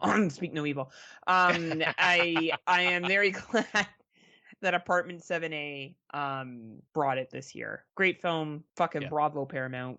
Bravo. Yeah, I once again another movie that I just didn't expect to be any good because I really enjoyed Rosemary's Baby, but I just like this doesn't need a prequel. I didn't think it was going to be any good. I thought it was going to just be really dumb and shock the fuck out of me. Right? It Um, shocked you. and the way they tied it in at the end too. Cool. Yeah, they did tie it in really good at the end. Well, we're getting down to like the nitty gritty. Oh, Yes, we man. are. Oh boy, Oh boy, this is a fun category. it is. Don't You Judge Me, Best Guilty Pleasure Film, or So Bad It's Good Film. Crap, I had two in my head. Like I forgot to write one in my runner-up. Shit. There's one I just thought of that I was like, oh yeah, no, because I can't type because my keyboard is unplugged. Do you want me to go and see if it's one of mine? Yeah. Okay, my runner-up is Tarot. Oh jeez. I thought it was so fucking funny. I just love how it's like, oh no, the tarot cards are gonna tell your future, but like, I love it. But I love it though. It's like Stay Alive, the video game one, from the Yes. 2006. Yeah, Which I still Tarot need is. to watch because I've never seen that. Oh, you got to watch it because Tarot's basically the knockoff version of like how that came out in 2006. It was like a knockoff of that time. Tarot is a knockoff of this time, and it's Kind of a fucking knockoff of hilarious. Final Destination as well. Oh yeah, it's great. It's a guilty pleasure, but nothing will take away from what happens when you watch Steamboat Willie Oh. in an arcade, and then you throw a party with your friends that has free alcohol, but then you decide y'all want to go to a bar, but then you talk about how like and then people are banging in fucking fun houses, And you're trying to figure out how any of these people are actually friends. and everyone stops short of saying Mickey Mouse. But they know that the movie's silly and makes no sense. And that movie, my friends, is The Mousetrap, and it is a fucking it is gold. It is the gold standard of how to make a bad movie and know you're making a bad movie and just fucking go with it. And I want to have my birthday locked in an arcade. The end of story. Was it one of those? It was neither of those, but I did pop back in my head, so like Okay. glad you gave me that time. Good. But I've been waiting for Mousetrap to get mentioned somewhere in this list, so I'm Fuck glad yeah. it finally got brought up. Mm-hmm. So thank you for giving me that time because now I remember what my runner-up was. My runner-up was what I picture happens in Australia all the time, and that is Rippy about the killer zombie kangaroo. Oh man, that movie was fucking mint too. What a great movie that was. That was Oh, so man. dumb, but so fun. And then another one, and this is one I'm wondering if you just forgot about it or if it's like, or you thought about it but changed your mind because I remember you and I both really enjoyed it. The one that gets the award is A Most Atrocious Thing. The one about the rancid deer meat that turns Oh, people into zombies yeah. and the killer deer and everything else. Yeah. God, it's Yeah, so that was fun so too. fun. But it was fun. I even like Mary Had a Little Lamb. Like I even like that one this year. I thought that was fun too. Yeah, man. I don't know. There's some like I don't know. Sometimes people take shit too seriously. You know what I'm saying? Oh yeah, Like sometimes you just gotta like turn your brain off and be like, oh, I don't understand, and then it's great, exactly. And for right? me, like, these movies weren't great. They got like mediocre scores, but they were still just entertaining, and I But enjoyed my time with them. truth be told, I watched Tarot and Mousetrap recently because they got picked for worst of the year. Oh I'm yeah. not I'm not rewatching the best because I already know all of them except for Late Night with the Devil. I need to refresh myself a little bit. But yeah, I rewatched the Mousetrap and Tarot. Oh, I'm sure I you did. fucking fuck yeah, I did. I was like, these movies are great. I don't know. I'm like, I didn't know we were doing all good of the year. I told everyone that those movies were in my top 10. So I love gaslighting the people in that other podcast and and telling them crazy shit that's not real. and for It's people that great. are wondering, she's talking Slumber Party Massacre. Yeah, Summer Party Massacre. Yeah. Yeah. If you listen to me on there, I do a lot of gaslighting. It's great. Oh, that's amazing. But Oh, yeah. so I guess we jump on to the next category, and that is Yeah. ew, it's all slimy. Best body horror of the year. For me, the runner-up, while the movie just was dumb and made no sense, and it's a remake. I really tried to like it, but I can't argue the fact that the practical effects were amazing. That is Street Trash. Yeah, that's fair. The That's fair. The body melting effects in this were fantastic. It was colorful. It was gross. Don't know what the fuck was going on. It made no damn sense. But also, there's that weird, goofy blue creature that the one guy keeps hallucinating that he's seen that looked silly, but also kind of cracked me up. um, so that was my runner up, but the best body horror of the year definitely once again has to go to The Substance. Agreed. Agreed. I'll say just the subtle body horror effects that happen through the first two-thirds of this film, but then that final act happens and you get Monster Eliza's suit, and the fact that a boob just grows out of her one of the mouths on the side of her and just plops to the ground, and you got faces screaming, and just it's a horrifying monster and blood and gore. Holy shit, the effects in that were gross and amazing at the Mint. same time. Mint. Yeah, mint, as Heather likes to say. Mint. It was a mint. That's for all my British folks. It was mint. I agree. It's my one and only pick. Nice. I couldn't agree more. For this next category, I didn't have anything. Really? Yeah, I'm gonna have to rely on you. I couldn't think of anything. Okay. Well, one of them you may mention Okay. because the other one I don't know. I don't think you've watched yet. Okay. But yeah, the next category is Who Goes There? Best Home Invasion. My runner-up was Here for Blood. Oh yes. Okay. Yes. Because he's babysitting at someone else's house, and then just a bunch of cultists show up and literally invade the home. So yep, got it. I gave a runner up for that, and then the Blackwell Ghost 8 actually gets the award because it's not about a ghost at this point. It's about a home invasion and someone stalking this guy, and it gets really creepy. Okay, well, I'm gonna go with Here for Blood because I agree. That's the last one that I could not think of the other one. So yes. All right, glad I could help with that. Thank you. Thank you. Yep. This one, Home for the Holidays, best holiday themed horror films. This is any. I was gonna say this is any holiday you can think of. You already know what my award's gonna go to, I'm sure. But my runner-up, Easter Bloody Easter. Fuck yeah. About killer bunny rabbits. They have glowing red eyes, and they're basically puppets. It was super stupid but entertaining, and had the theme of Easter. But of course, Terrifier 3. It is a full-blown Christmas movie from beginning to end. I mean, I can't argue that one. I made it my one and only pick. Yeah, it is absolutely on point for its Christmas theme. Yeah, I'll say because everything else, there was a lot of holiday themed movies, but none of them really hit the holidays that well. I agree with you. I agree 100%. Yeah. So yeah, shocker, Terrifier 3 from me. I know. Well, and me too. Both of us. Yeah. Both of us, right? But the next one is low budget done right. Best indie film of the year. I Hmm. brought these two up already as well, but the runner up I'll give to Milk and Cereal. Mm-hmm. And the best one though for me is Deer Camp 86. Once again, I just fucking loved this. This was the indie film for me. Mine was Here for Blood. I thought that Nice. was very, very well done. Really entertaining, really fun, and yeah, well, all the things that are low budget. I hope that they continue to build from there as a I director and actors and all that other yes, stuff, right? absolutely. I would love to see what they do next.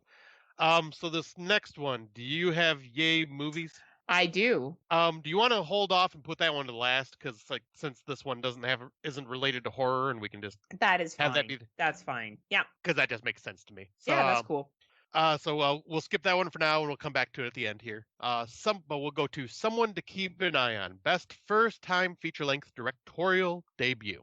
Hmm. This one I had to do some digging. Did a lot of digging, a lot of digging. And once again, these two films have already been mentioned before, but the runner-up goes to Anthony Cousins, who directed Frogman. I am very Yeah. curious to see what he does next. Agreed. And then the award itself goes once again to L. Van Dyke Sebautsen for Deer Camp 86. Excellent. Mine, one and only, Caitlin Cronenberg, Humane.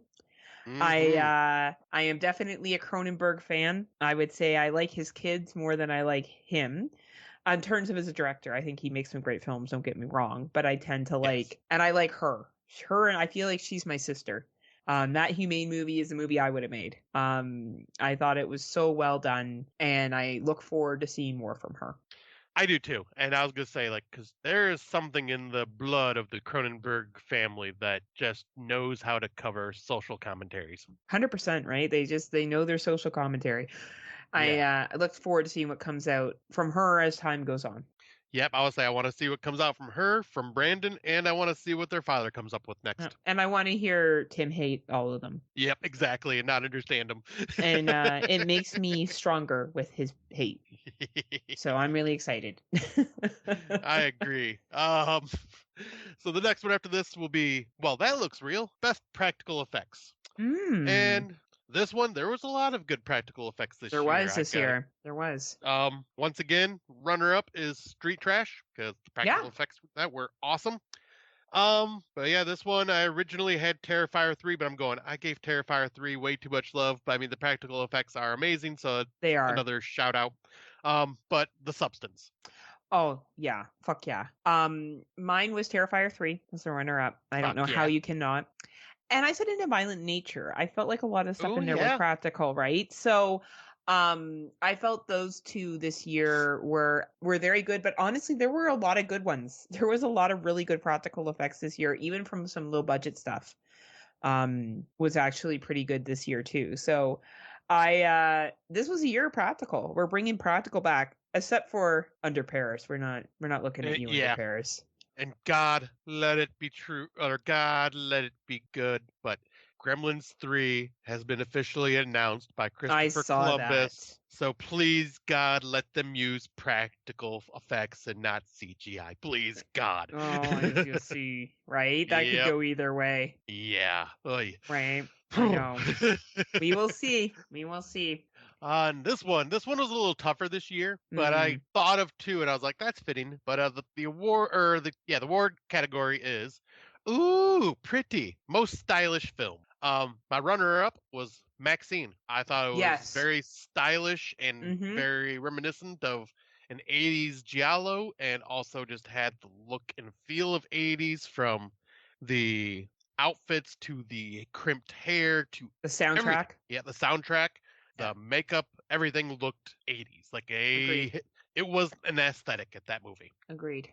But my main one, once again, goes to The Substance. That one had some very Kubrick style shots and images because like there was a lot of like the very colorful hallways, a lot of the almost the Shining-esque carpeting in the Overlook Hotel. I had that in some spots, and it just very stylish from its design and the way it was shot and everything else. Agreed. I think that those both deserve that award. The one that I felt stood out to me that made it look the most like a talk show behind the scenes when they were filming was Late Night with the Devil. Yes. I think that movie was made perfectly when it came to stylish. So 100%. That was on the list as well. nice, very Yeah. nice. And I guess we do our last one then. Yay movies, best non-horror Nope. film. Or no? Actually, was I've never seen this before. Best first time watch horror film from previous years. Oh, Did you oh. not have that one? No, I didn't, but I can look it up quickly. Okay. Because I could have had 7 on this list, but I just chose it as an entire franchise, and that is the Blackwell Ghost franchise. Because I had never heard anyone talk about it. I had always seen like the cover, and I'm sitting here thinking, how is there 7 of these? What I'm assuming is Paranormal Activity reject films. Because I just assumed like if no one's talking about them, they must be one of those low budget, crappy ripoffs of like Paranormal Activity or whatever. But no, boy, was I shocked and surprised to find out this franchise has a heart to it. It starts off as a Paranormal Activity kind of movie, but goes a little deeper into it and then gets a little more human as the franchise goes on and gets a little more personal, and then kind of turns into a murder mystery documentary style. It becomes a very like it just how do you call it? It just evolves into Okay. something that's just like so unique and so its own. And I cannot fucking wait for part 9. Like it's already being made. It's already been talked about. I cannot wait to see where the story continues to go. Wow, that's awesome.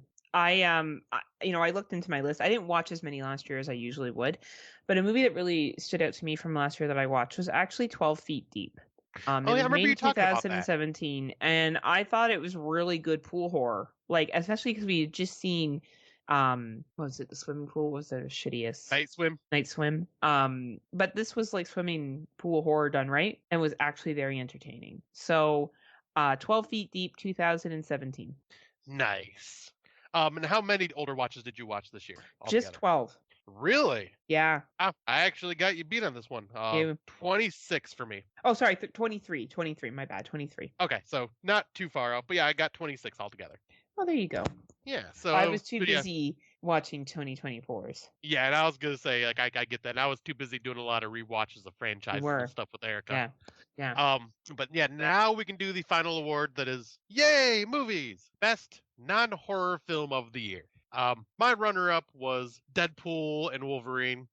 Nice. I just had so much fun with this. It was silly, it was charming, it was nostalgic just for the fact that, Hugh Jackman came back as Wolverine and gave me the like whole early 2000s X-Men vibe, and then just kind of the cameos from certain people and things like that were just really nice to see. And of course it was just funny, and definitely made fun of the whole Marvel universe and where it's at right now, and made fun of Disney and everything else, even though Deadpool is part of Disney now. So now I got to give it props. It was a lot of fun. But nice. The award goes to, because this one, I almost put it in the is it horror, who cares, it's good category, but I can't even say this one is sitting in that realm.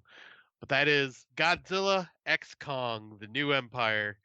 This one was big, dumb monster movie action, and it was so dumb. It was so fucking dumb, but I had so much fun with it. You were so here for it. Yes, it was so much fun. I love it. I didn't see either one, so I can't comment because I don't watch a lot of non-horror. Yeah. I watch a lot of doxo, and one of the best documentaries that I think came out last year was Quiet on the Set: The Dark Side of Kids TV. Oh yeah, about Nickelodeon.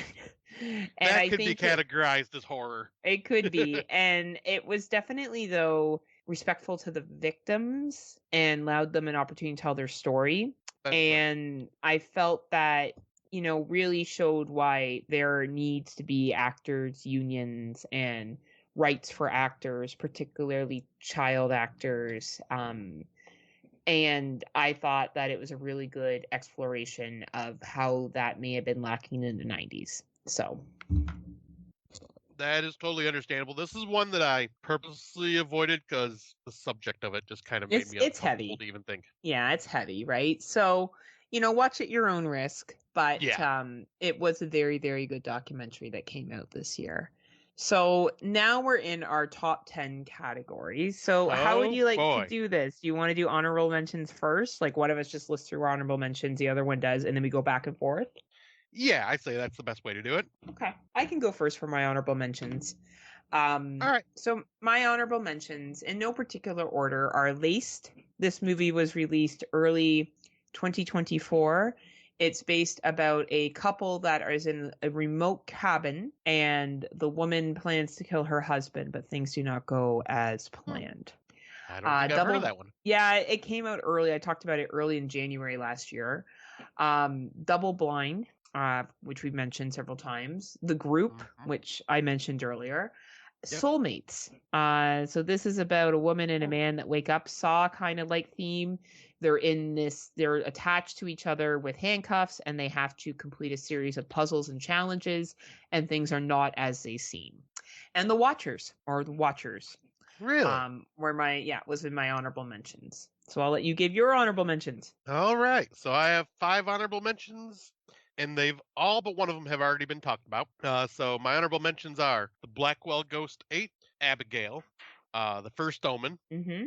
Slay girl. Slay. And then this is the one that has not been mentioned in any of our awards, and I'm kind of surprised neither of us have thought of it actually, but Immaculate.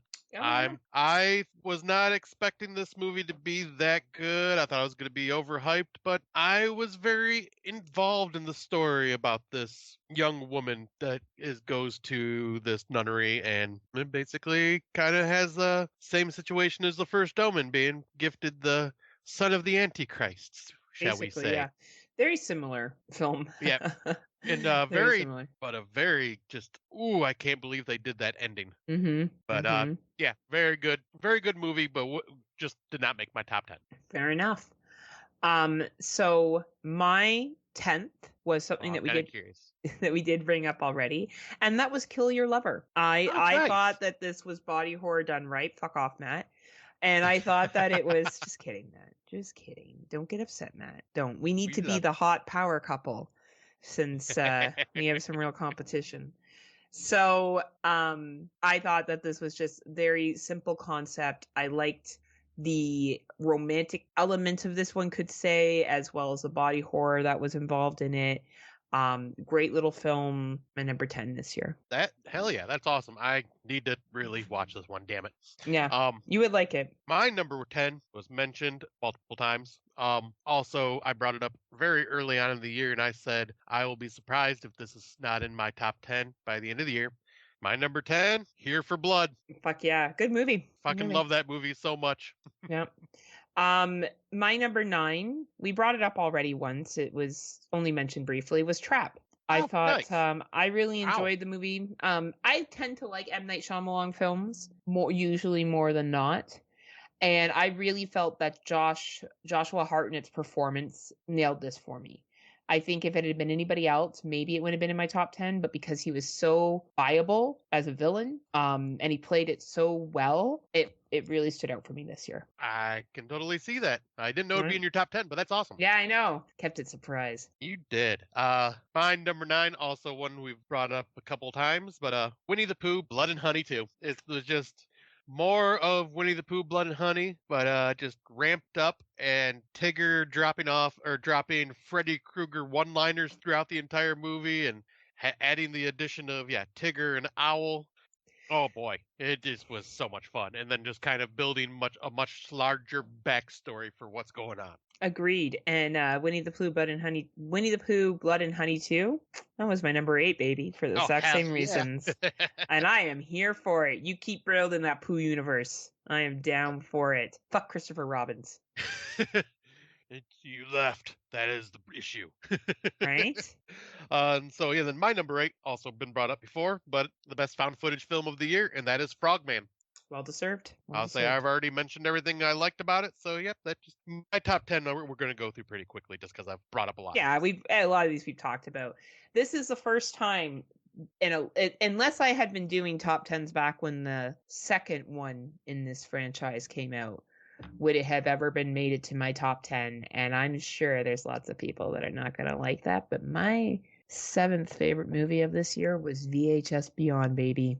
Oh, nice. I thought it was fucking fab. I watched it with my friend Mark in England back in, I don't know, when was it dropped? Was it October that it was dropped? I think so. Yeah, I think it was October. Yeah, I think I watched it with him in October.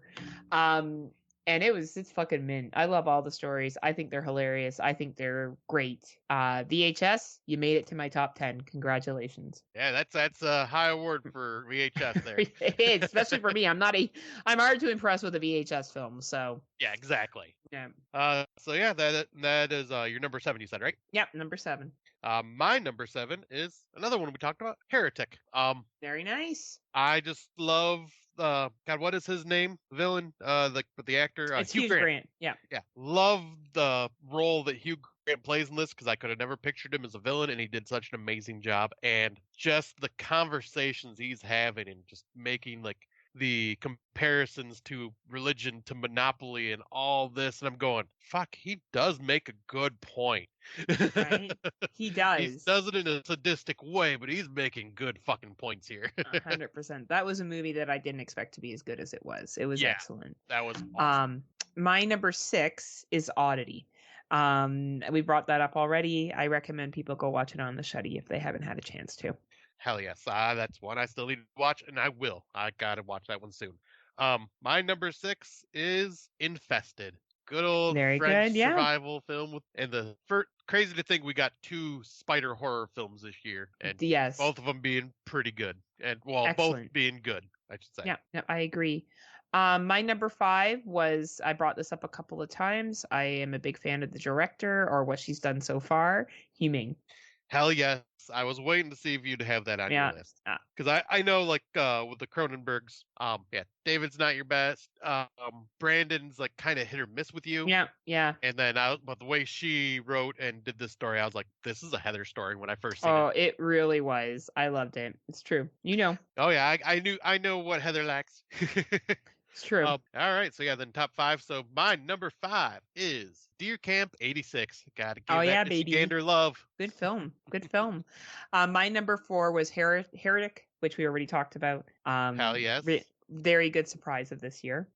My number 4 was The Substance. Yeah. We've talked about this one a million times, but freaking excellent film. Agreed. My number 3 will be probably what Scott regrets not watching for this list is Nosferatu. And never in a million years did I thought a Robert Eggers movie would be in my top 10, but here we are. Or top 3. Yeah, I'll say the fact that it's a top 3, that's wow. Yeah. That says something. Yeah. My number 3 is Late Night with the Devil. Just excellent throwback to 70s talk show and horror. It's great. And for me, my number 2, you already said it, is The Substance. I had a feeling that was going to be way up there for you.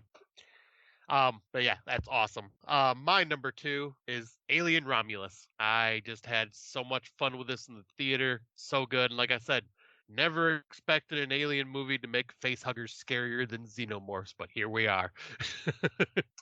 And my number 1, Late Night with the Devil. I was wondering if that was going to be your number 1. Yeah. That's awesome. Yeah. I bet you can't guess what my number 1 is. I'm really wondering what it's going to be. You know, it has to It's The Strangers, right? Chapter 1. You ruined the surprise. It was going to be Night Swim, actually. Night Swim in Imaginary. Oh. But no, of course, it's Terrifier 3. I mentioned earlier on that I've watched this 4 times this year. Mm-hmm. I don't usually rewatch a lot of movies the same year that they come out, but fuck did I just have so much fun with this, and I am all here for the Art the Clown love. Bring on part 4, bring on part 5. Fuck, take him to space. Bring it on. I am here for it. I agree. I hope they keep making them. I will keep watching them. Whether they're in my top 10 or not, it doesn't matter. They are quality films. Yes, and they are great. So that is our 2024 year wrap. It's been a year. And I'm looking forward to see what comes out in 2025 and see how we do. Yeah, I'll say, because our next episode is supposed to be what we were going to do on episode 100, which is our top 30 of 2020 to 2024. So Well, let's see if you do it whenever you're ready. Really, we're waiting on Scott, everyone. For him to make a list, it takes fucking weeks. So it does. when Scott tells me he's ready is when we're going to do it, because it won't take me that long. Yep. I'm very Comparably to him. OCD. Yes, he is. And hopefully by the time we get to talking about our 2025 releases, there'll be more movies and we can talk about them. Because as of right now, I watched Getaway. I'm not going to talk about this in a couple of months when we do this. It was fine. Yeah, I would say It that. was fine. And I haven't watched a single thing yet, because I wanted to get through 2024 first, do the award show, Yeah. and now that that's done, I can start focusing on the little bit that we are getting from 2025 so Well, far. you can skip Getaway. It's not going to be a Shutter Award. Oh Nick man, Frost, though, it's first time that Nick Frost has written and directed a full film, I that's believe. kind of why I want to watch it, just for that. It's very much his humor. Okay, so I will probably enjoy it more then. It is funny, but it is very predictable. Oh yeah. And he is very it's very, as I was saying to Mark, my friend from England, it's very oh, British people, look at what asshole British peoples are on vacation. Look how they treat other folks. They're just assholes. I mean, so Very much that. basically the British version of American tourists. It is exactly that. It is exactly that. That is exactly what I was hoping you were going to say, and that is 100% correct. So yeah. Yeah, so I will definitely watch it just because I love everything Nick Frost has done. I love his sense of humor, so maybe it'll work for me a little more, but we shall see. And plus, there isn't anything else to watch 2025 wise right now. There is not. There is not. It is a very, very slow time. So I look forward to doing our top 30. I think it'll be a lot of fun. And Yep, and I think this is a good time to do it because it gives us time to find 2025s to watch and talk about. Yes, yes. So thank you everyone to your support and listening to this award show. It is now our longest episode because typically we try to get in and out, Scotty and I, in an hour and 30. So this is just under 2.5 hours by the time Scott finishes editing and all that other shit.